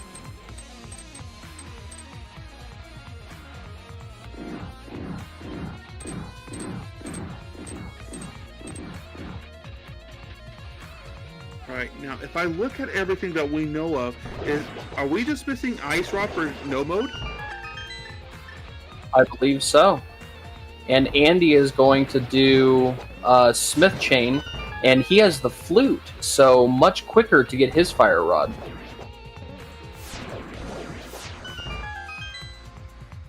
Oh yeah, it's key sanity, so we do have to take into consideration the key. So we do need a Thieves' Town big key. We need a Turtle Rock big key.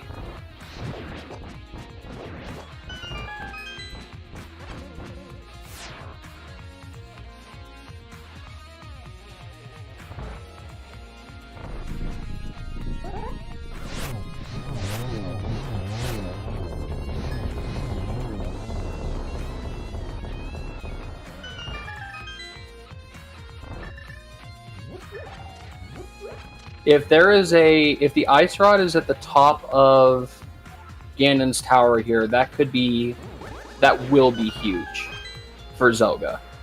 Because that is a check that I think most of the time you're going to put off for a very long time. Right. Andy is in Misery Mire area. We're looking at some new entrances here. And there is Swamp. Unfortunately, Andy will have to go to GT to get the hook shot for Swamp. So he cannot beat Swamp just yet, but that is a Chicken Hut.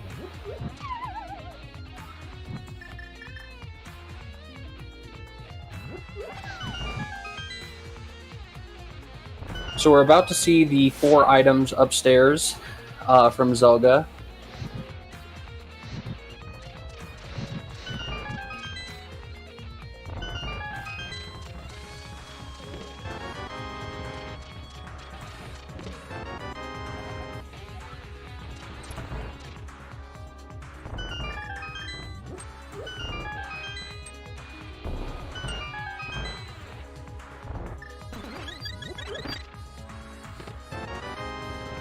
So far, nothing. We will have to see what is after the Moldworm 2 chest.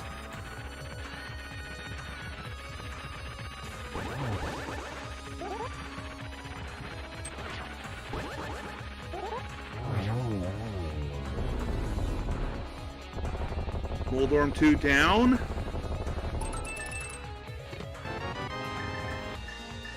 You know what? It's not a required item, but Silver's is still a very nice item to find. Yeah, it is. For these runners, that's definitely going all the way up GT for Silvers is not a time save for me. It probably would be faster, so I probably would still do it. It's definitely faster for me.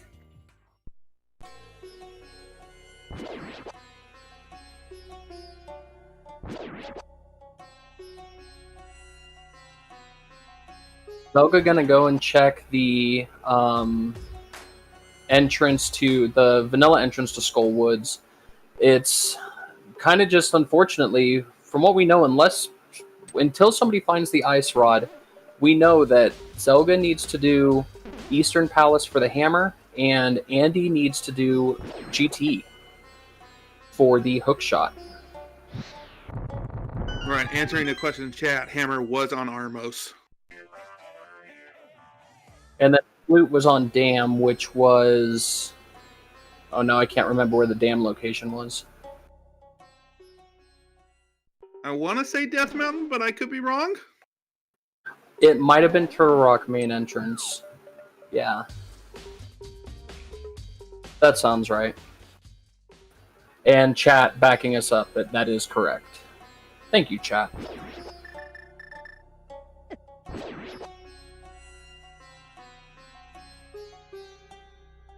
Andy dipping into Swamp Palace. Now, he can do a couple of checks here.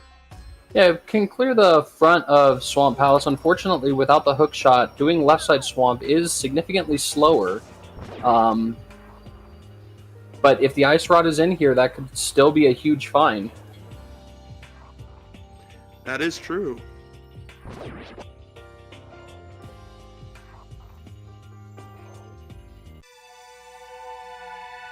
And now, where is Zelda going?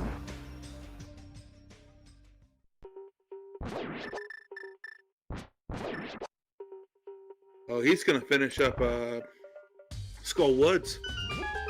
And fortunately, that is a pendant dungeon. However, we still have not seen Ice Rod.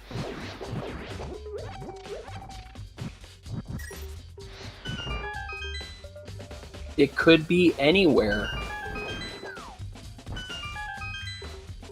Hookshot is on Bob's chest in Ganon's tower.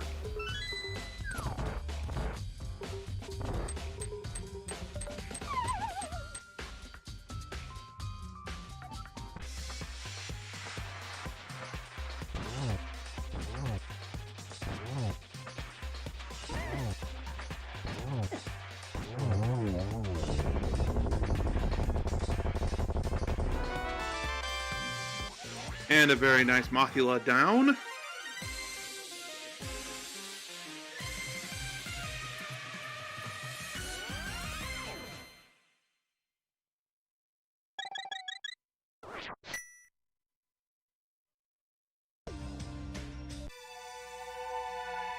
You know, I didn't pay attention. When Zelda was doing the Skull Woods entrance, was there a mirror to check what pedestal was? There was not. Because that is still a possibility for where Ice Rod could be, or for Turtle Rock Big Key. We could, but we are going to check Magic Bat here.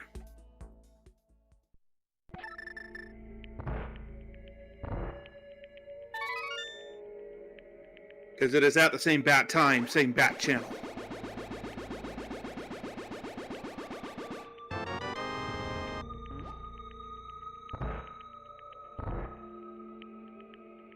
Just a bottle of blue goo.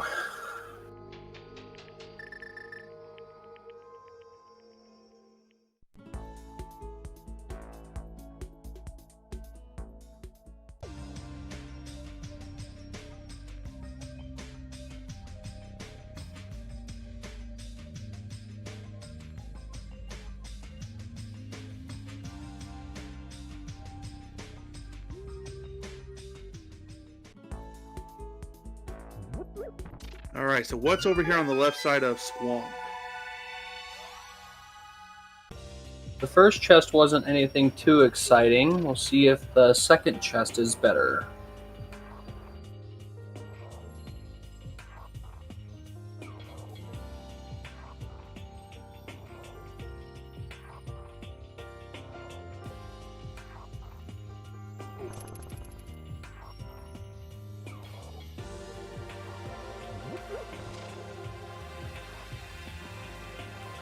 Oh, chat pointing out that we do know where Turtle Rock Big is. That is in the Palace of Darkness Dark Maze, so that is a location that Zelda will have to go back to at some point.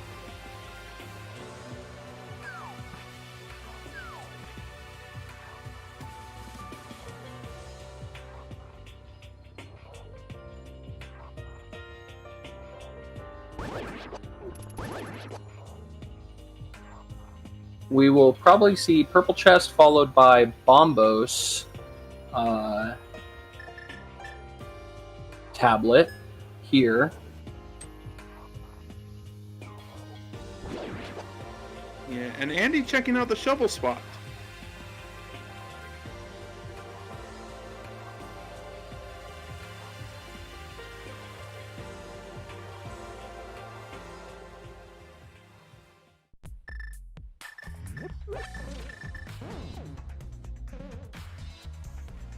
On with the fireworks, Zelda wants to check some of these TR checks. This is actually a pretty good time to do it.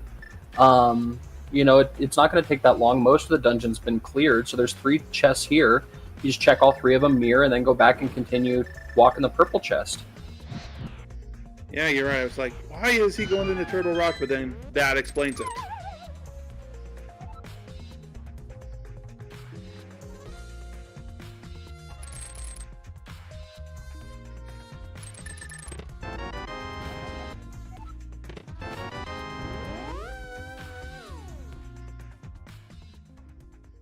Not the big key we were looking for.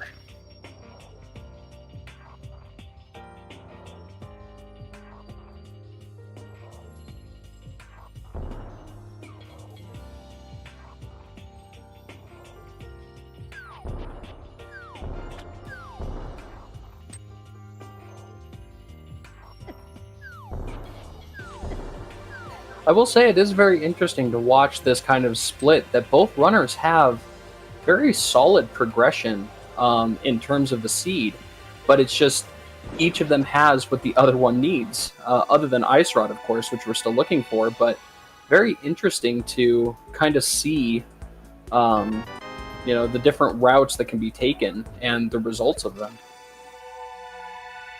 Indeed. Oh, Pet Cave? Oh, just looks like just a shop.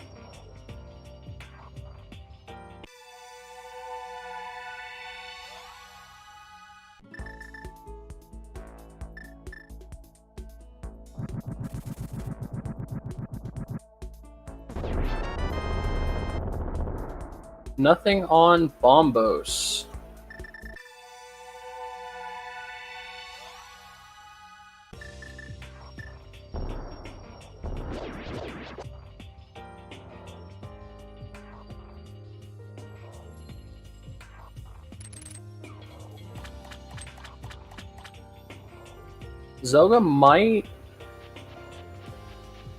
Zelda is able to beat Misery Mire as well, so might do Misery Mire before Eastern Palace.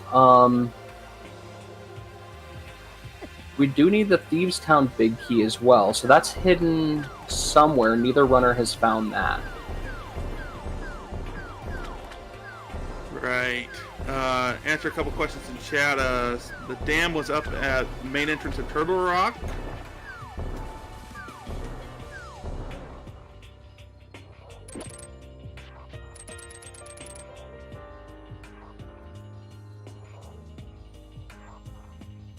You're welcome.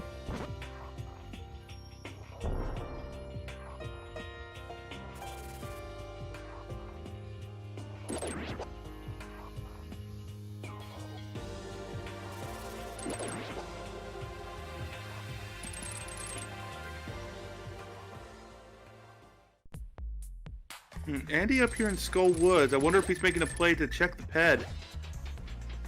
Well, he doesn't have the book, so he is just going to check what that Skull Woods entrance is. And oh, you're right. I missed that. Maybe after this, he'll walk up to Dark Lumberjack Cave and do the right side of GT.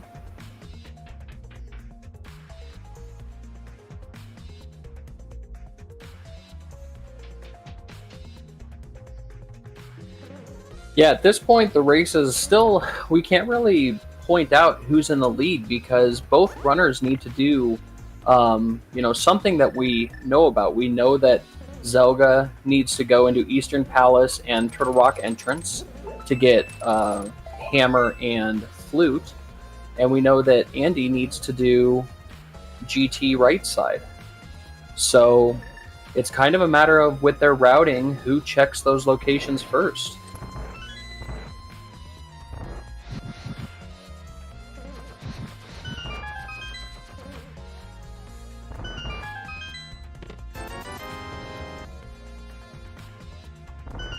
And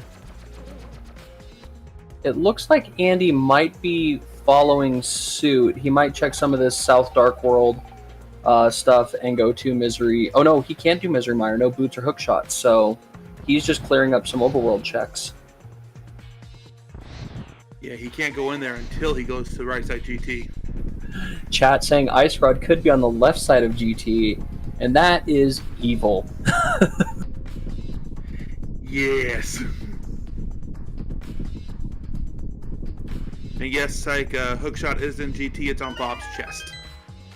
You know, Andy checking this chest. I don't think Zelda checked this chest when he visited Turtle Rock. So if this is Ice Rod, that could also be huge. I thought he did, but I could be wrong. But it's 10 arrows, so... Maybe he's just so fast that I didn't pay attention. That must be what it is.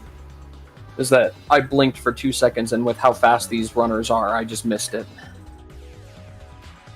Could be, but... Yeah, the question just becomes, where's the Ice Rod, and where is Thieves Town Big Key? And then we also need the back entrance to Desert Palace, and then from there it's just how fast can you get it done?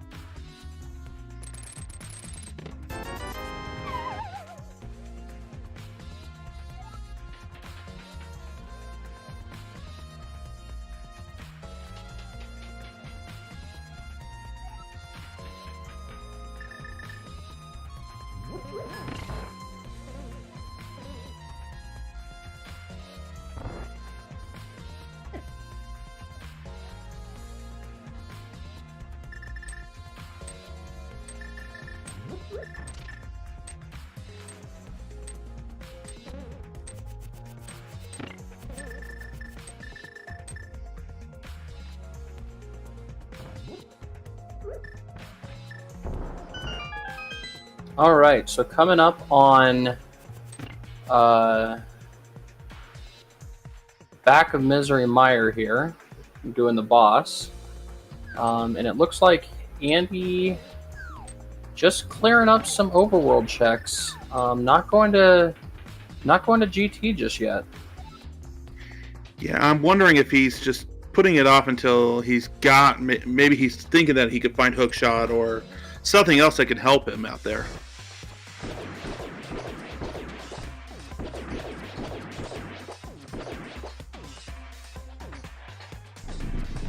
Yeah, I don't think we did mention this, but if you do notice the runner's items, they're able to switch items without opening the menu. That is quick swapping, which if you do the randomizer, you might be familiar with it. It's an option you can select, but for cross keys, it's allowed to be turned on. Most of the time in races, not the case. And we do have the Thieves Town Big Key on Vitreous. Oh, that's kind of big.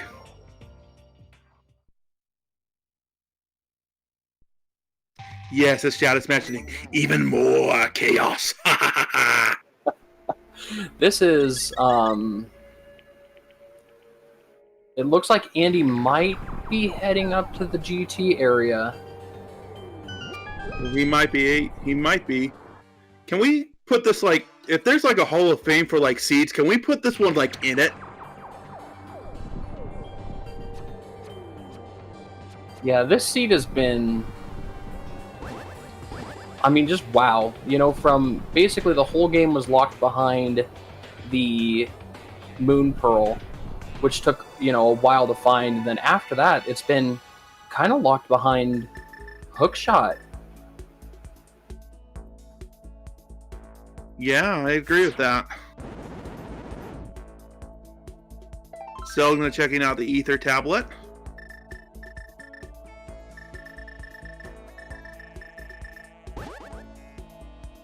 Just some love there.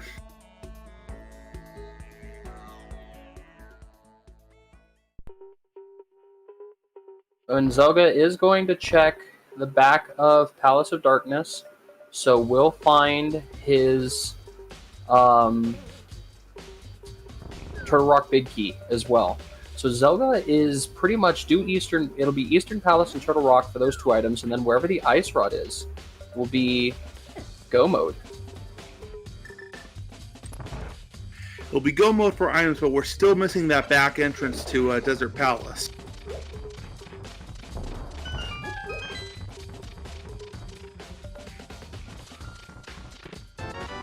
Oh, you're right. And that could be a plethora of annoying locations. That could be the Big Bomb location, and it does look like Andy's making his way up to GT now. That'll be good for him. He'll finally get his hook shot so he can do Swamp and other items.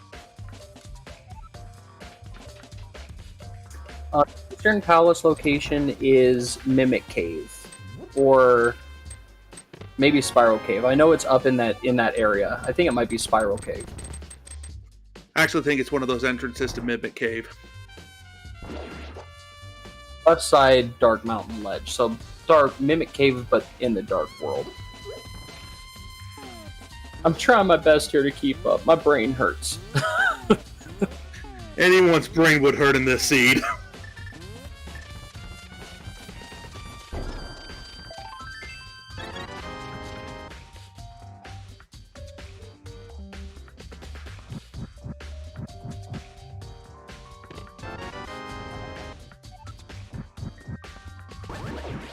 And there's Zelda's Turtle Rock Big Key.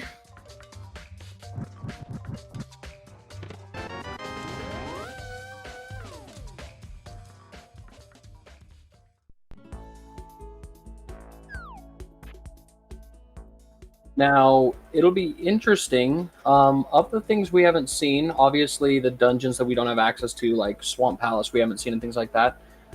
Chat did bring up before, left side GT, and we haven't had any checks over there.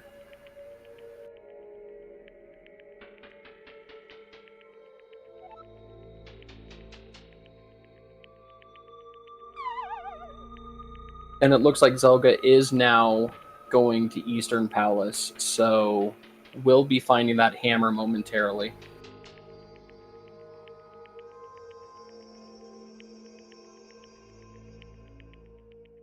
And Andy's skipping the big chest, so we'll not grab that red mail.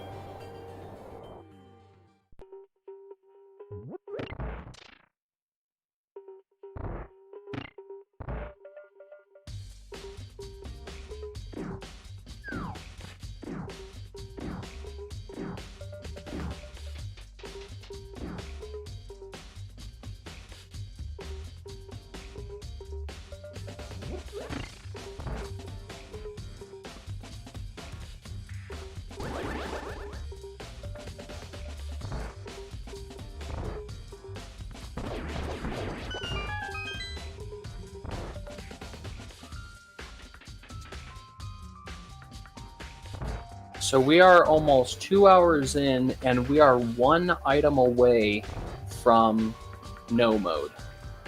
Okay, Andy does check the big chest on his way out of Ice Armos, and he is going to check left side.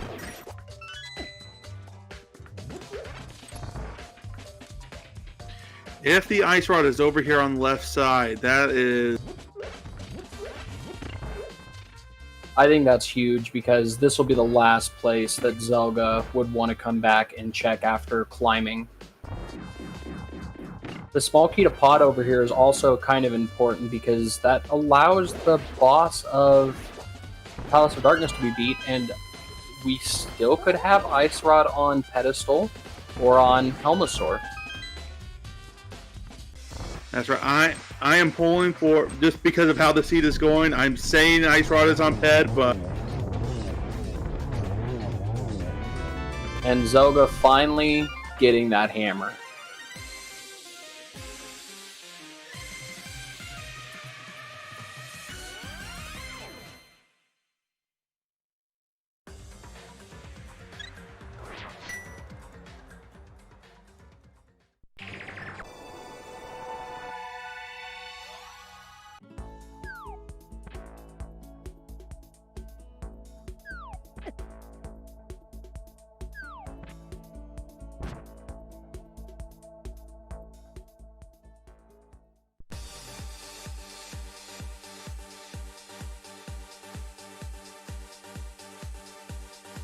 Andy checking rando room. Ooh, he does find the boots there. Ooh, Das Boot!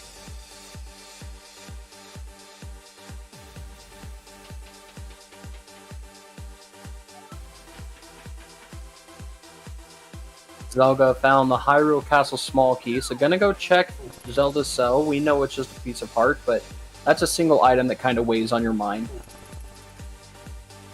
Yeah, especially if you've done this and it's been over an hour since you did the escape sequence.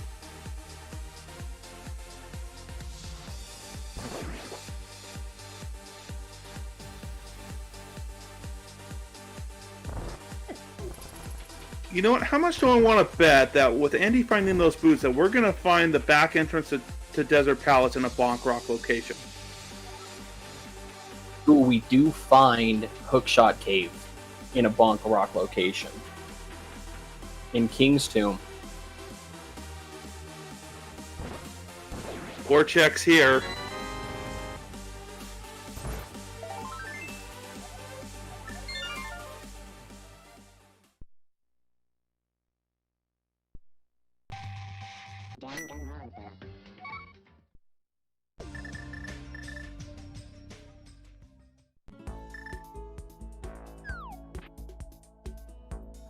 And we do find another small key to pod, and the Mirror Shield, but no Ice Rod.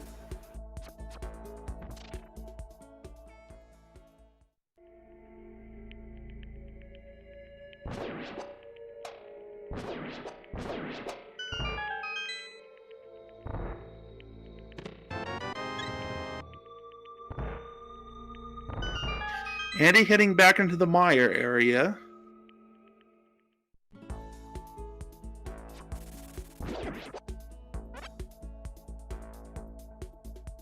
Yeah, he's going to do Swamp Palace. This is, I think, what, 10 items or something like that? 10 chests. He's checked the first half of it. Just do the back half of it. You know, you've already done the first, you know, with the hook shot now. You could clear it. Won't take too long.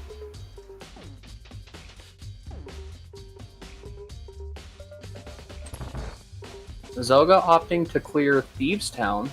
Don't believe Zelda has gone to the Turtle Rock entrance yet to open the dam, because that's where the flute is. And also, you need to open dam for Swamp Palace.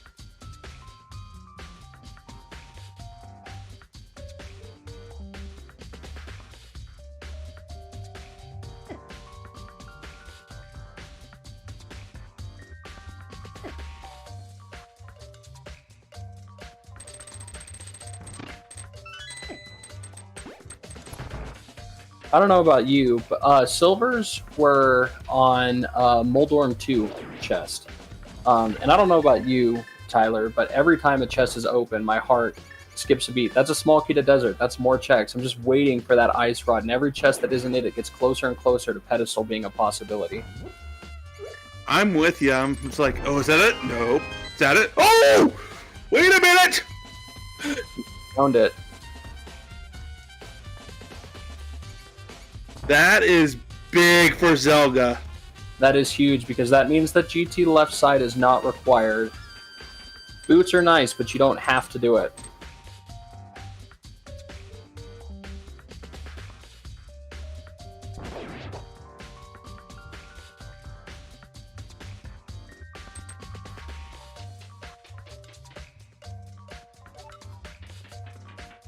Zelda is not in go mode just yet, but we are, with the exception of the Desert Palace back entrance, we are in no mode.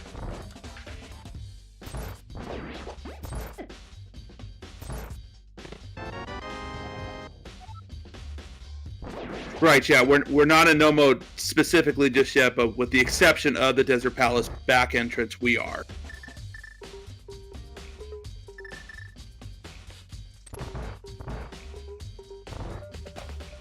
Unless I'm missing something and I don't know what's up.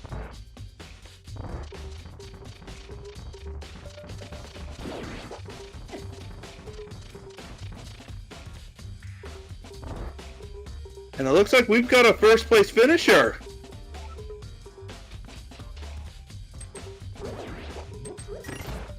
Humbug finishing with a time of 2 hours, 3 minutes, and 33 seconds.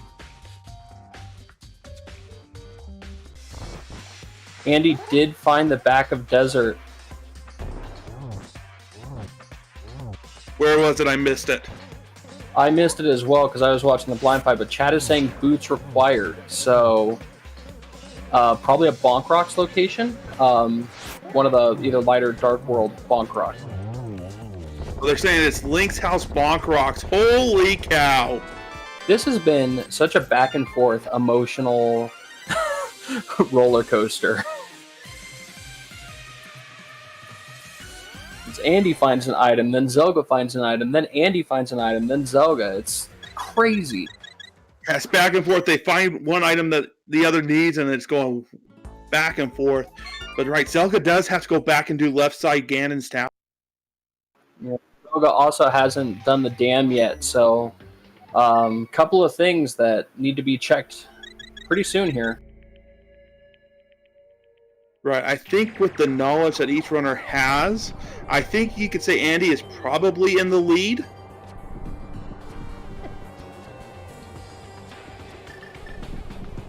I would say very likely, because Andy just has to do Thieves Town, which he can't go to right now, but once he does Mire, he'll have the big keys, so...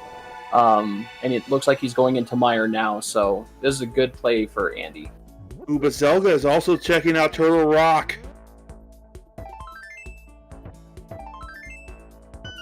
Zelda won't have to do with this flute. I mean, might still do all of Skullwoods, but if Zelda does dip the left side of that GT, will be in go mode, so doesn't necessarily have to full clear Swamp Palace.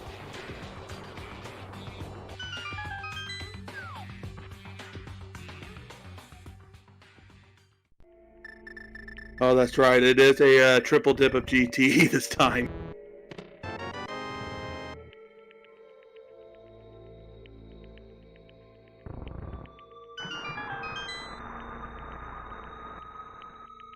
Yeah, because it had the gloves, and then you had to go back for the hook shot. And then you had to go back to the boots. Well, but no. Because you could have gotten the bow before, and the bow isn't logically required. So I think required double dip, because you had to go for the gloves, and then you had to go back for the hook shot. If you had beaten Eastern Palace before you went back, you could have done left side right after getting the hook shot. You're right. But regardless, it's not a very nice seat. No.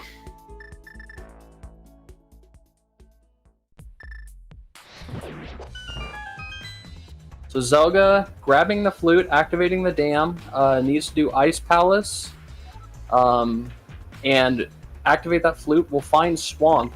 It is a matter, though, Zelda does need to find boots to find that Desert Palace entrance.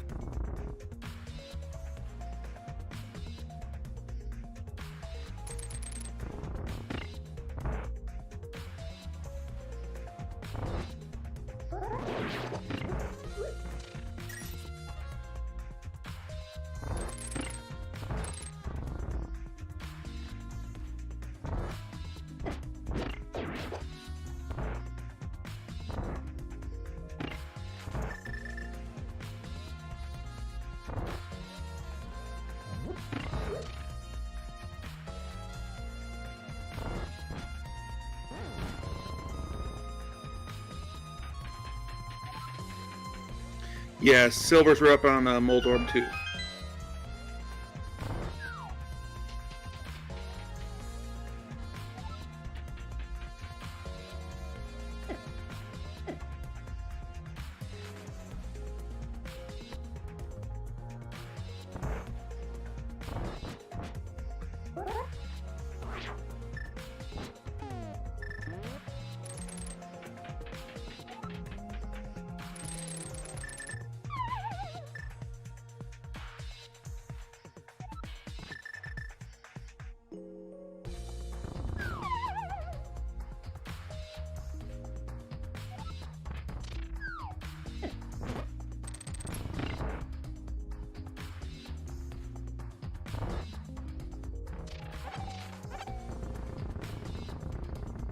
No, I think at this point, Andy won't go back to GT. He'll be just in full on go mode here in just a little bit. Yep, because Crosskeys is fast Ganon, which means Aga 2 is not required, and we know that the Ganon hole is not blocked by Aga 2. So, no need to even climb the tower once you're in go mode.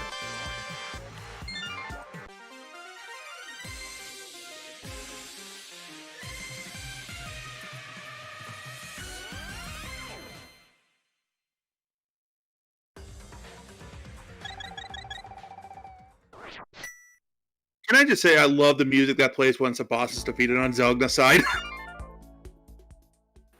Andy doing a great job of setting up spooky action in that room. Or if that wasn't spooky action, it sure looked like it.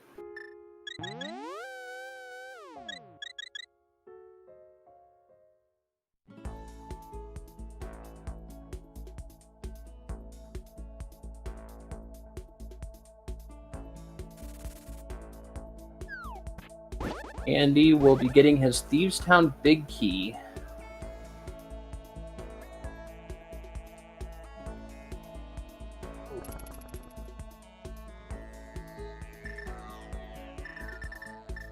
So unfortunately, earlier on, Zelda making that gamble to climb GT instead of doing... oh, he didn't have the hammer, that's right. That's why Zelda didn't go left side. I was going to say, if those two options are both available, go left, but no hammer, can't Need go to left. interrupt. All stand for the national anthem.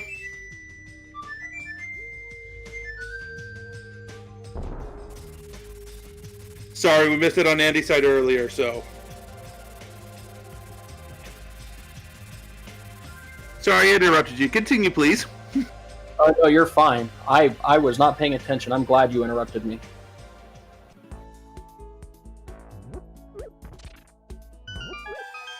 So, with that, Andy, once he does Thieves Town, I believe will be in go mode. Right, because the chest up in the attic of Thieves Town has the ice rod.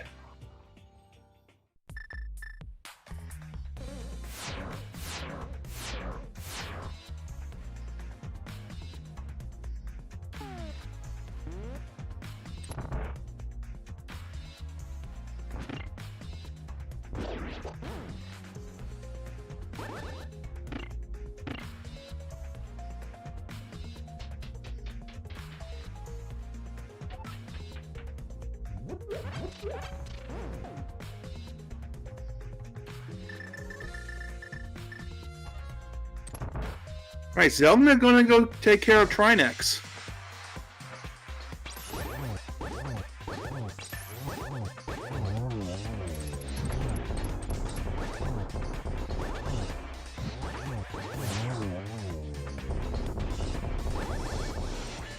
And Andy is about to get his ice rod, and he is in go mode.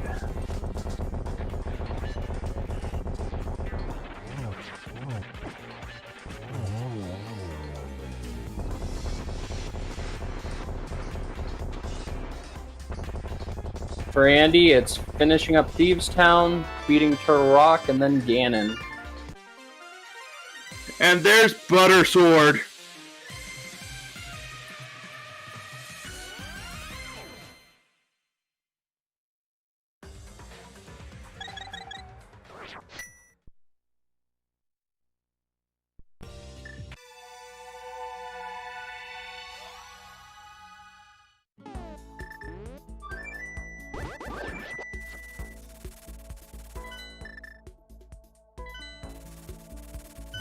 And Zelda finally heading to the Mire area. We'll find Swamp here and be able to do it, so that'll be good. That you know, you can just full clear Swamp the first time you're there. But Zelda has to know at this point, you know, without finding that Desert Palace entrance, that it has to be somewhere, and there's a possibility it's boots locked. So Zelda probably knows that boots might become a requirement at some point. Right, so the question is here for Zelda, do you go mode this dungeon or do you check everything?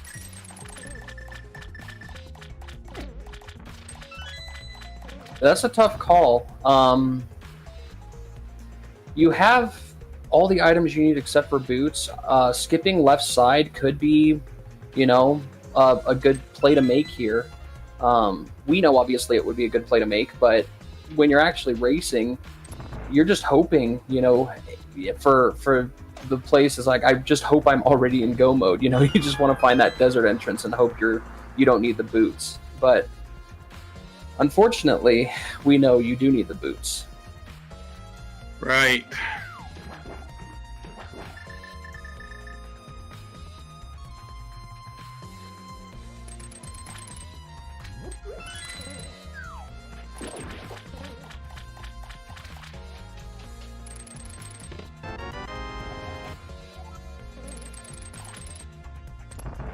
And it looks like Zelda is just going to go to the back of Swamp, and I agree with this one. I mean, obviously because of what we know, but from a runner's perspective, for me, I think this is a great play.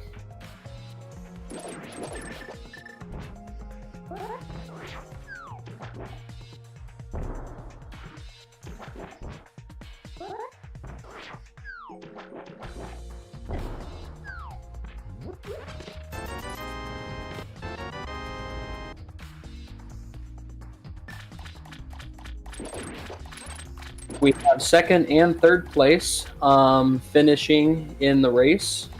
The ZSR bot will be updating everyone in chat when those races complete, or when those racers complete their seeds.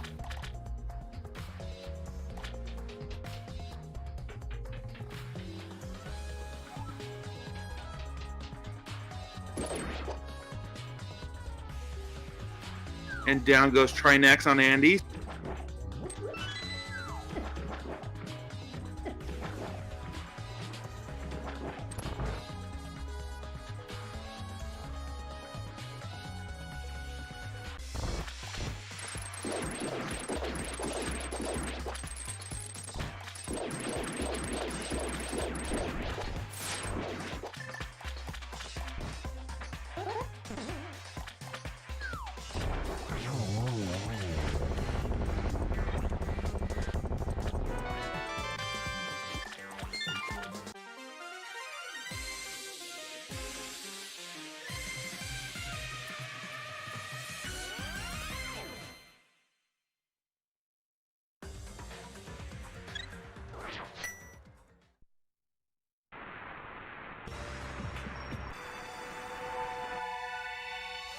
Andy heading over to the graveyard, and finally we're gonna meet the pig.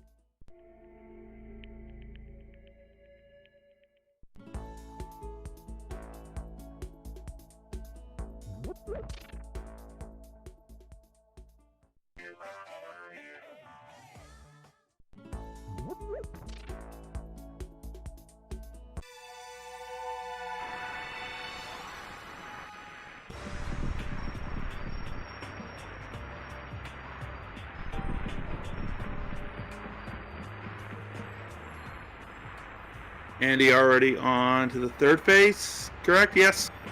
Yep. And with the butter sword, first two phases 6 hits. The third phase, no matter what, will always take 4, and then the last phase will take 12 spin slashes. And then the Triforce will be Andy.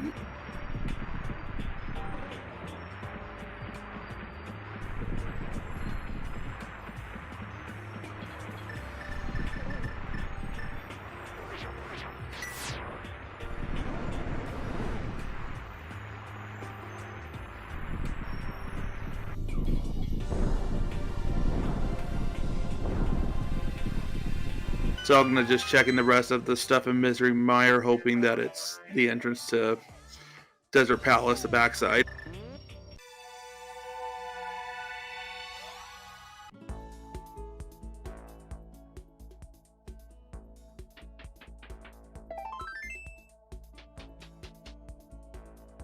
And Ganon is down. There's bacon!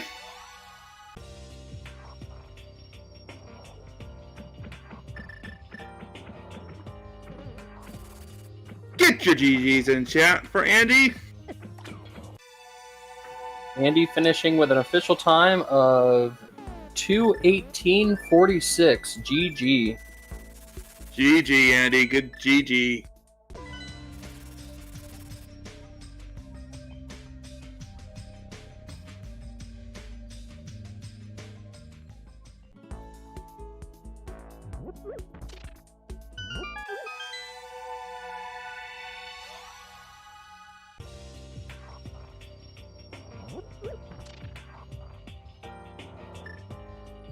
Well, that was a seed. Just a little thing here and there.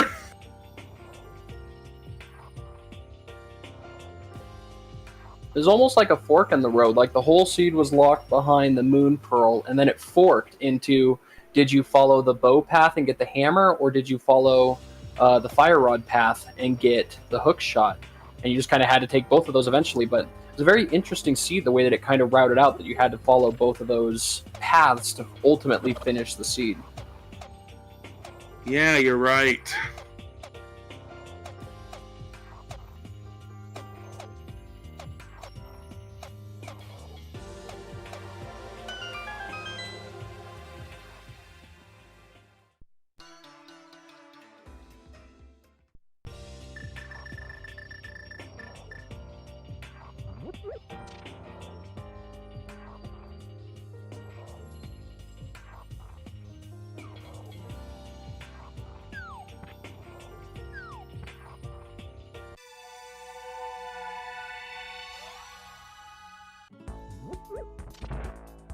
Now it's just a question of when Zelda's going to go back and do left side.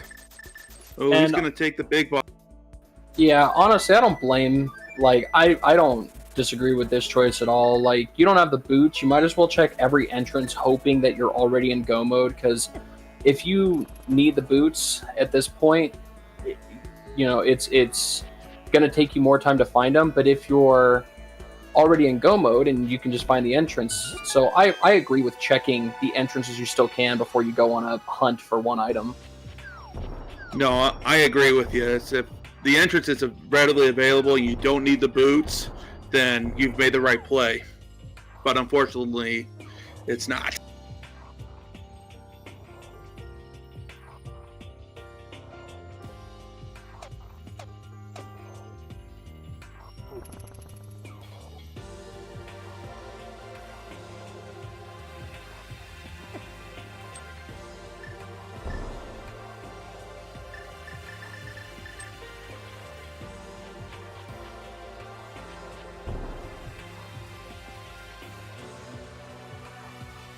But you get to see what was hiding behind Big Bomb this whole time. That we do.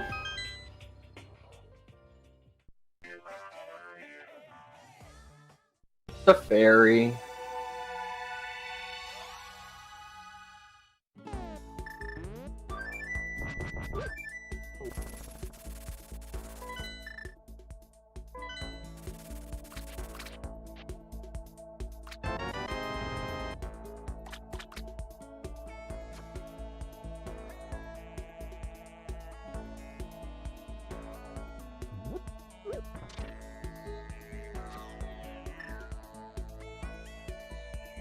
Yeah, and I also, if I was in Zelda's shoes, first off, I'd be about 30 minutes slower than where he is currently. But I don't think I would want to do GT until last either. Like, you've already done it twice.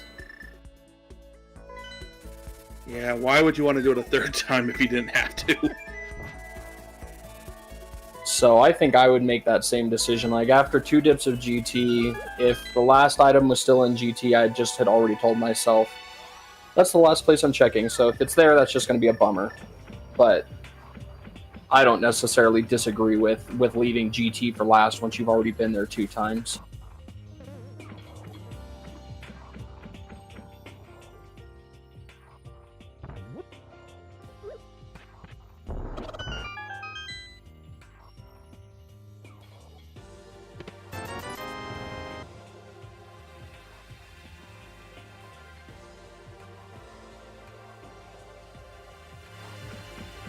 Red Storm, he is missing the boots.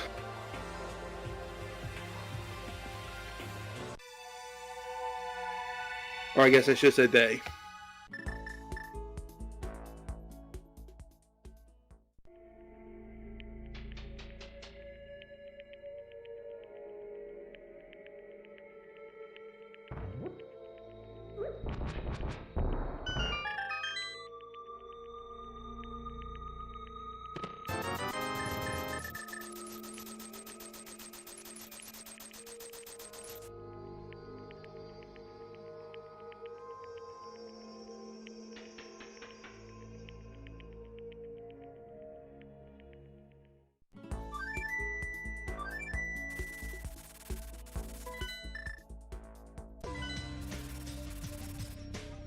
Well, looking ahead, we don't have too many qualifiers left, I don't believe. I think there's a couple more, 5-ish or so, coming up.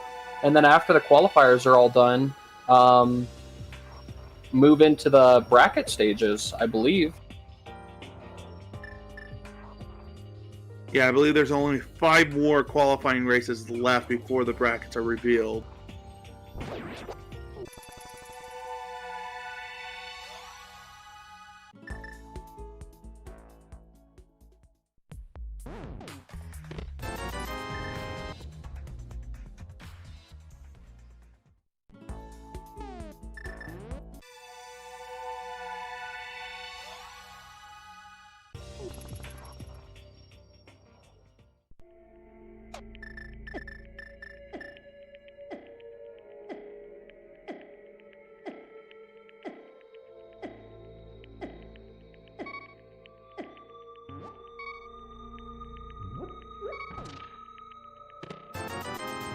Yes, as Trez was pointing out, if you want more cross-key sanity and hopefully get another seed like this one, there is another race tomorrow at 8 p.m. Eastern Time.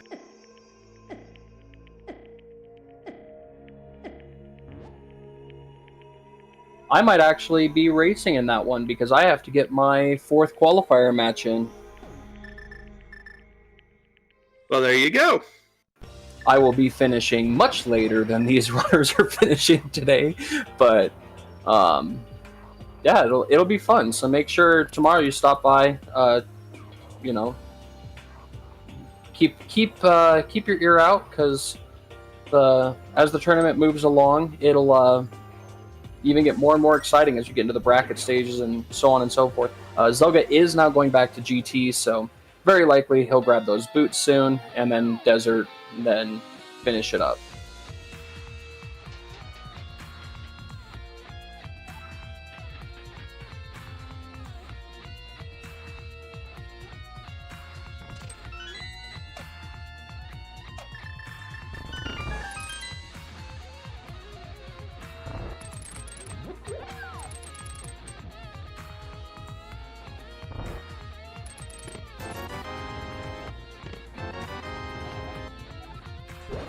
Thank you very much, My Pink Friday.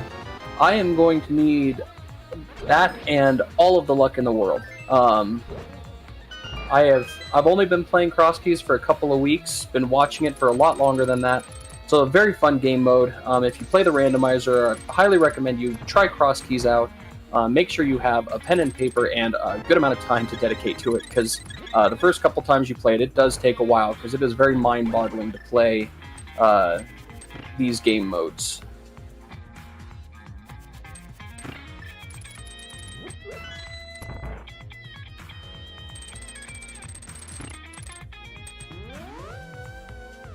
So many snipes right now.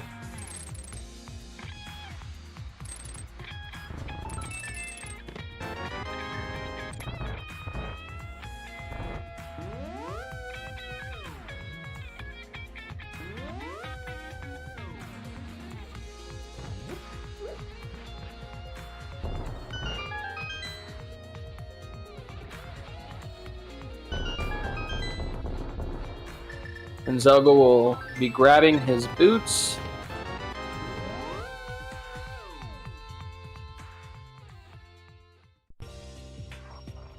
There they are, and he mirrors right out.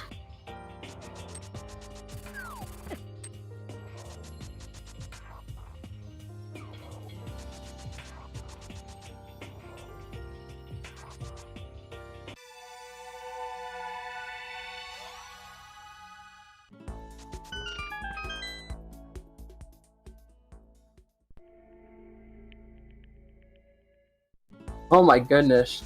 If you're paying attention to the ZSR bot in chat, there are a lot of racers that are finishing within 10, 15, 20 seconds of one another. This has been a lot of very close races between all the runners involved.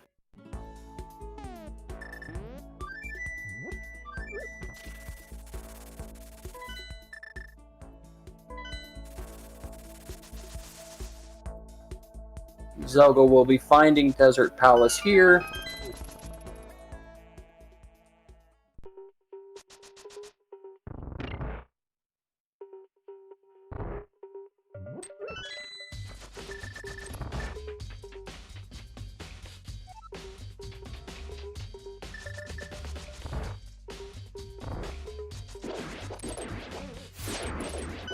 And once again, as Zelda is finishing up Desert Palace, a shout out once again to our trackers, Oddwalls and Adalor, for tracking for us so that we can sit back, watch, and commentate on this.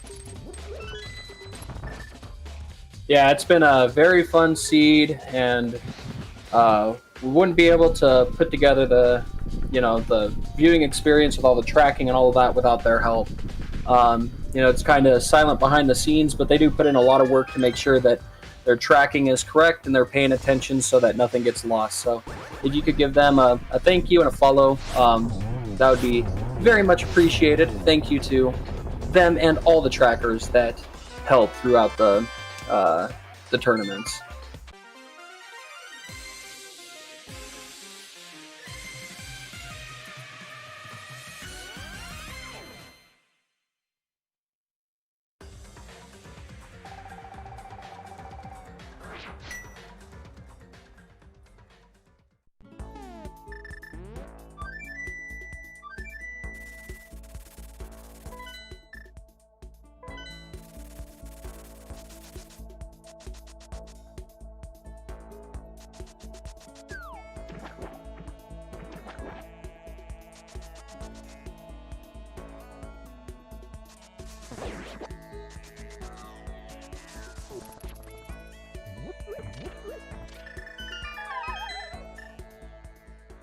And Zelda finally gonna go fight the pig.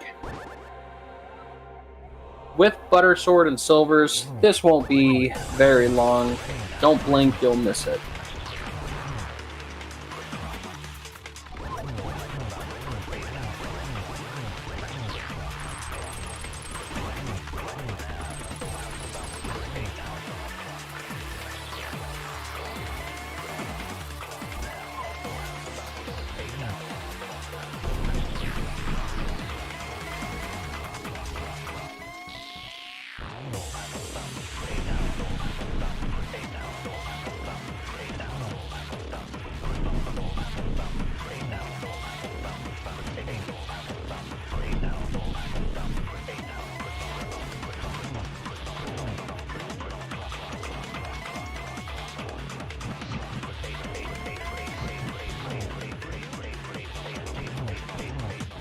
Waiting for Ganon to start to teleport so that you can hit him and get the 3 shots in. Beautiful Ganon fight, and get your GGs ready for Zelda. Indeed, that was a nice triple shot there to end it.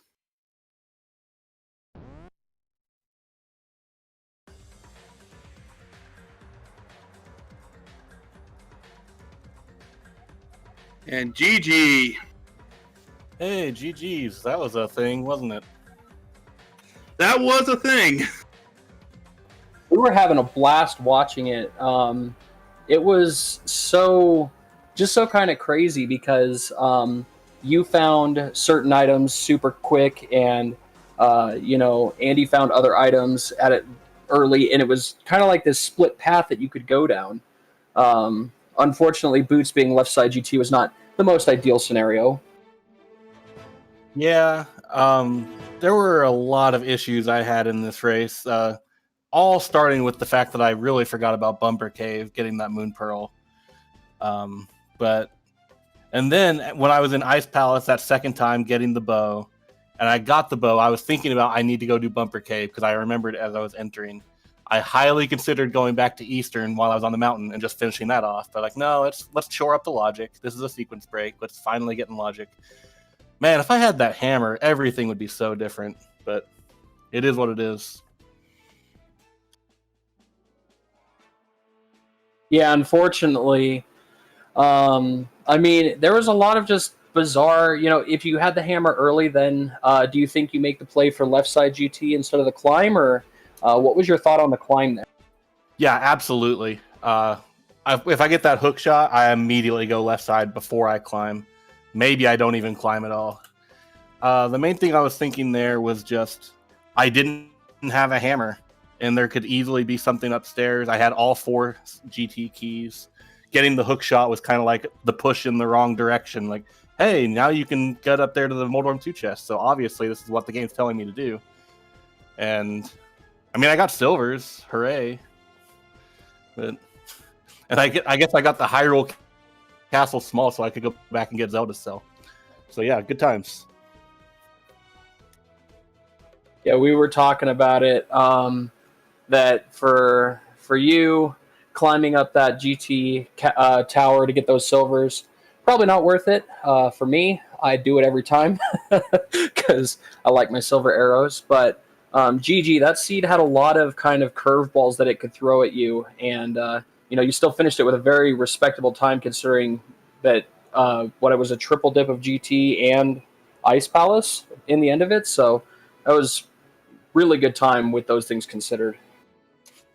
Yeah, thank you. I don't feel like upset or anything about how this went.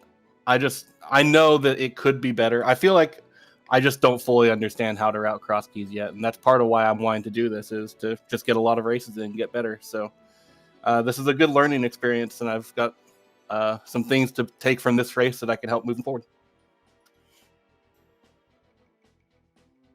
Tyler, do you have any other comments about the seed or questions for Zelda?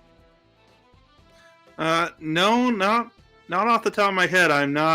I'm more of like the color commentator, if you would say, and I don't have maybe the knowledge or the experience that some other people have on this, but good heavens, what a seed this was. It was absolutely crazy. Zelda, do you have anything else coming up that you wanna talk about, or or any more qualifiers that you're participating in? I'll probably do at least 1 or 2 more qualifiers. I'm also currently taking part in a spoiler tourney, so that's a lot of fun. I really enjoy that mode as well. But yeah, I'm just enjoying the tournament season and really looking forward to this getting going. Well, thank you for stopping by. It was a great seed. Super fun to watch. Super, interesting to see the routing and all of that. And good luck on your future races. Yeah, thank you very much. And thanks for having me on the restream. I really appreciate kind of being able to be showcased. Even if it wasn't my greatest result, it's still an awesome experience. And for everyone who is watching, please do give both of our runners a follow. The restream, everybody kind of does it kind of out of the kindness of their heart. All of us are volunteers here. We're all just kind of in the community helping out as much as we can. We have a Discord for the Crosskeys tournament, as well as a link to the past Discord. All good places to kind of just join up and meet some people, ask questions, find people to race with, and other stuff like that. So with that, Tyler, do you have any other last notes that you'd like to say?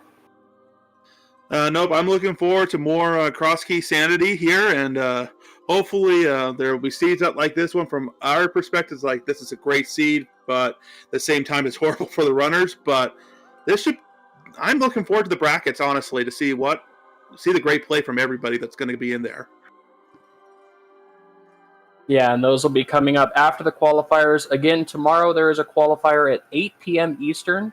So make sure you check in for that. And Trez, is there anything else you'd like to add at the end here?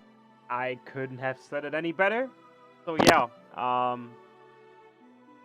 hope you all enjoyed what you saw. Thank you all for watching. That's really important.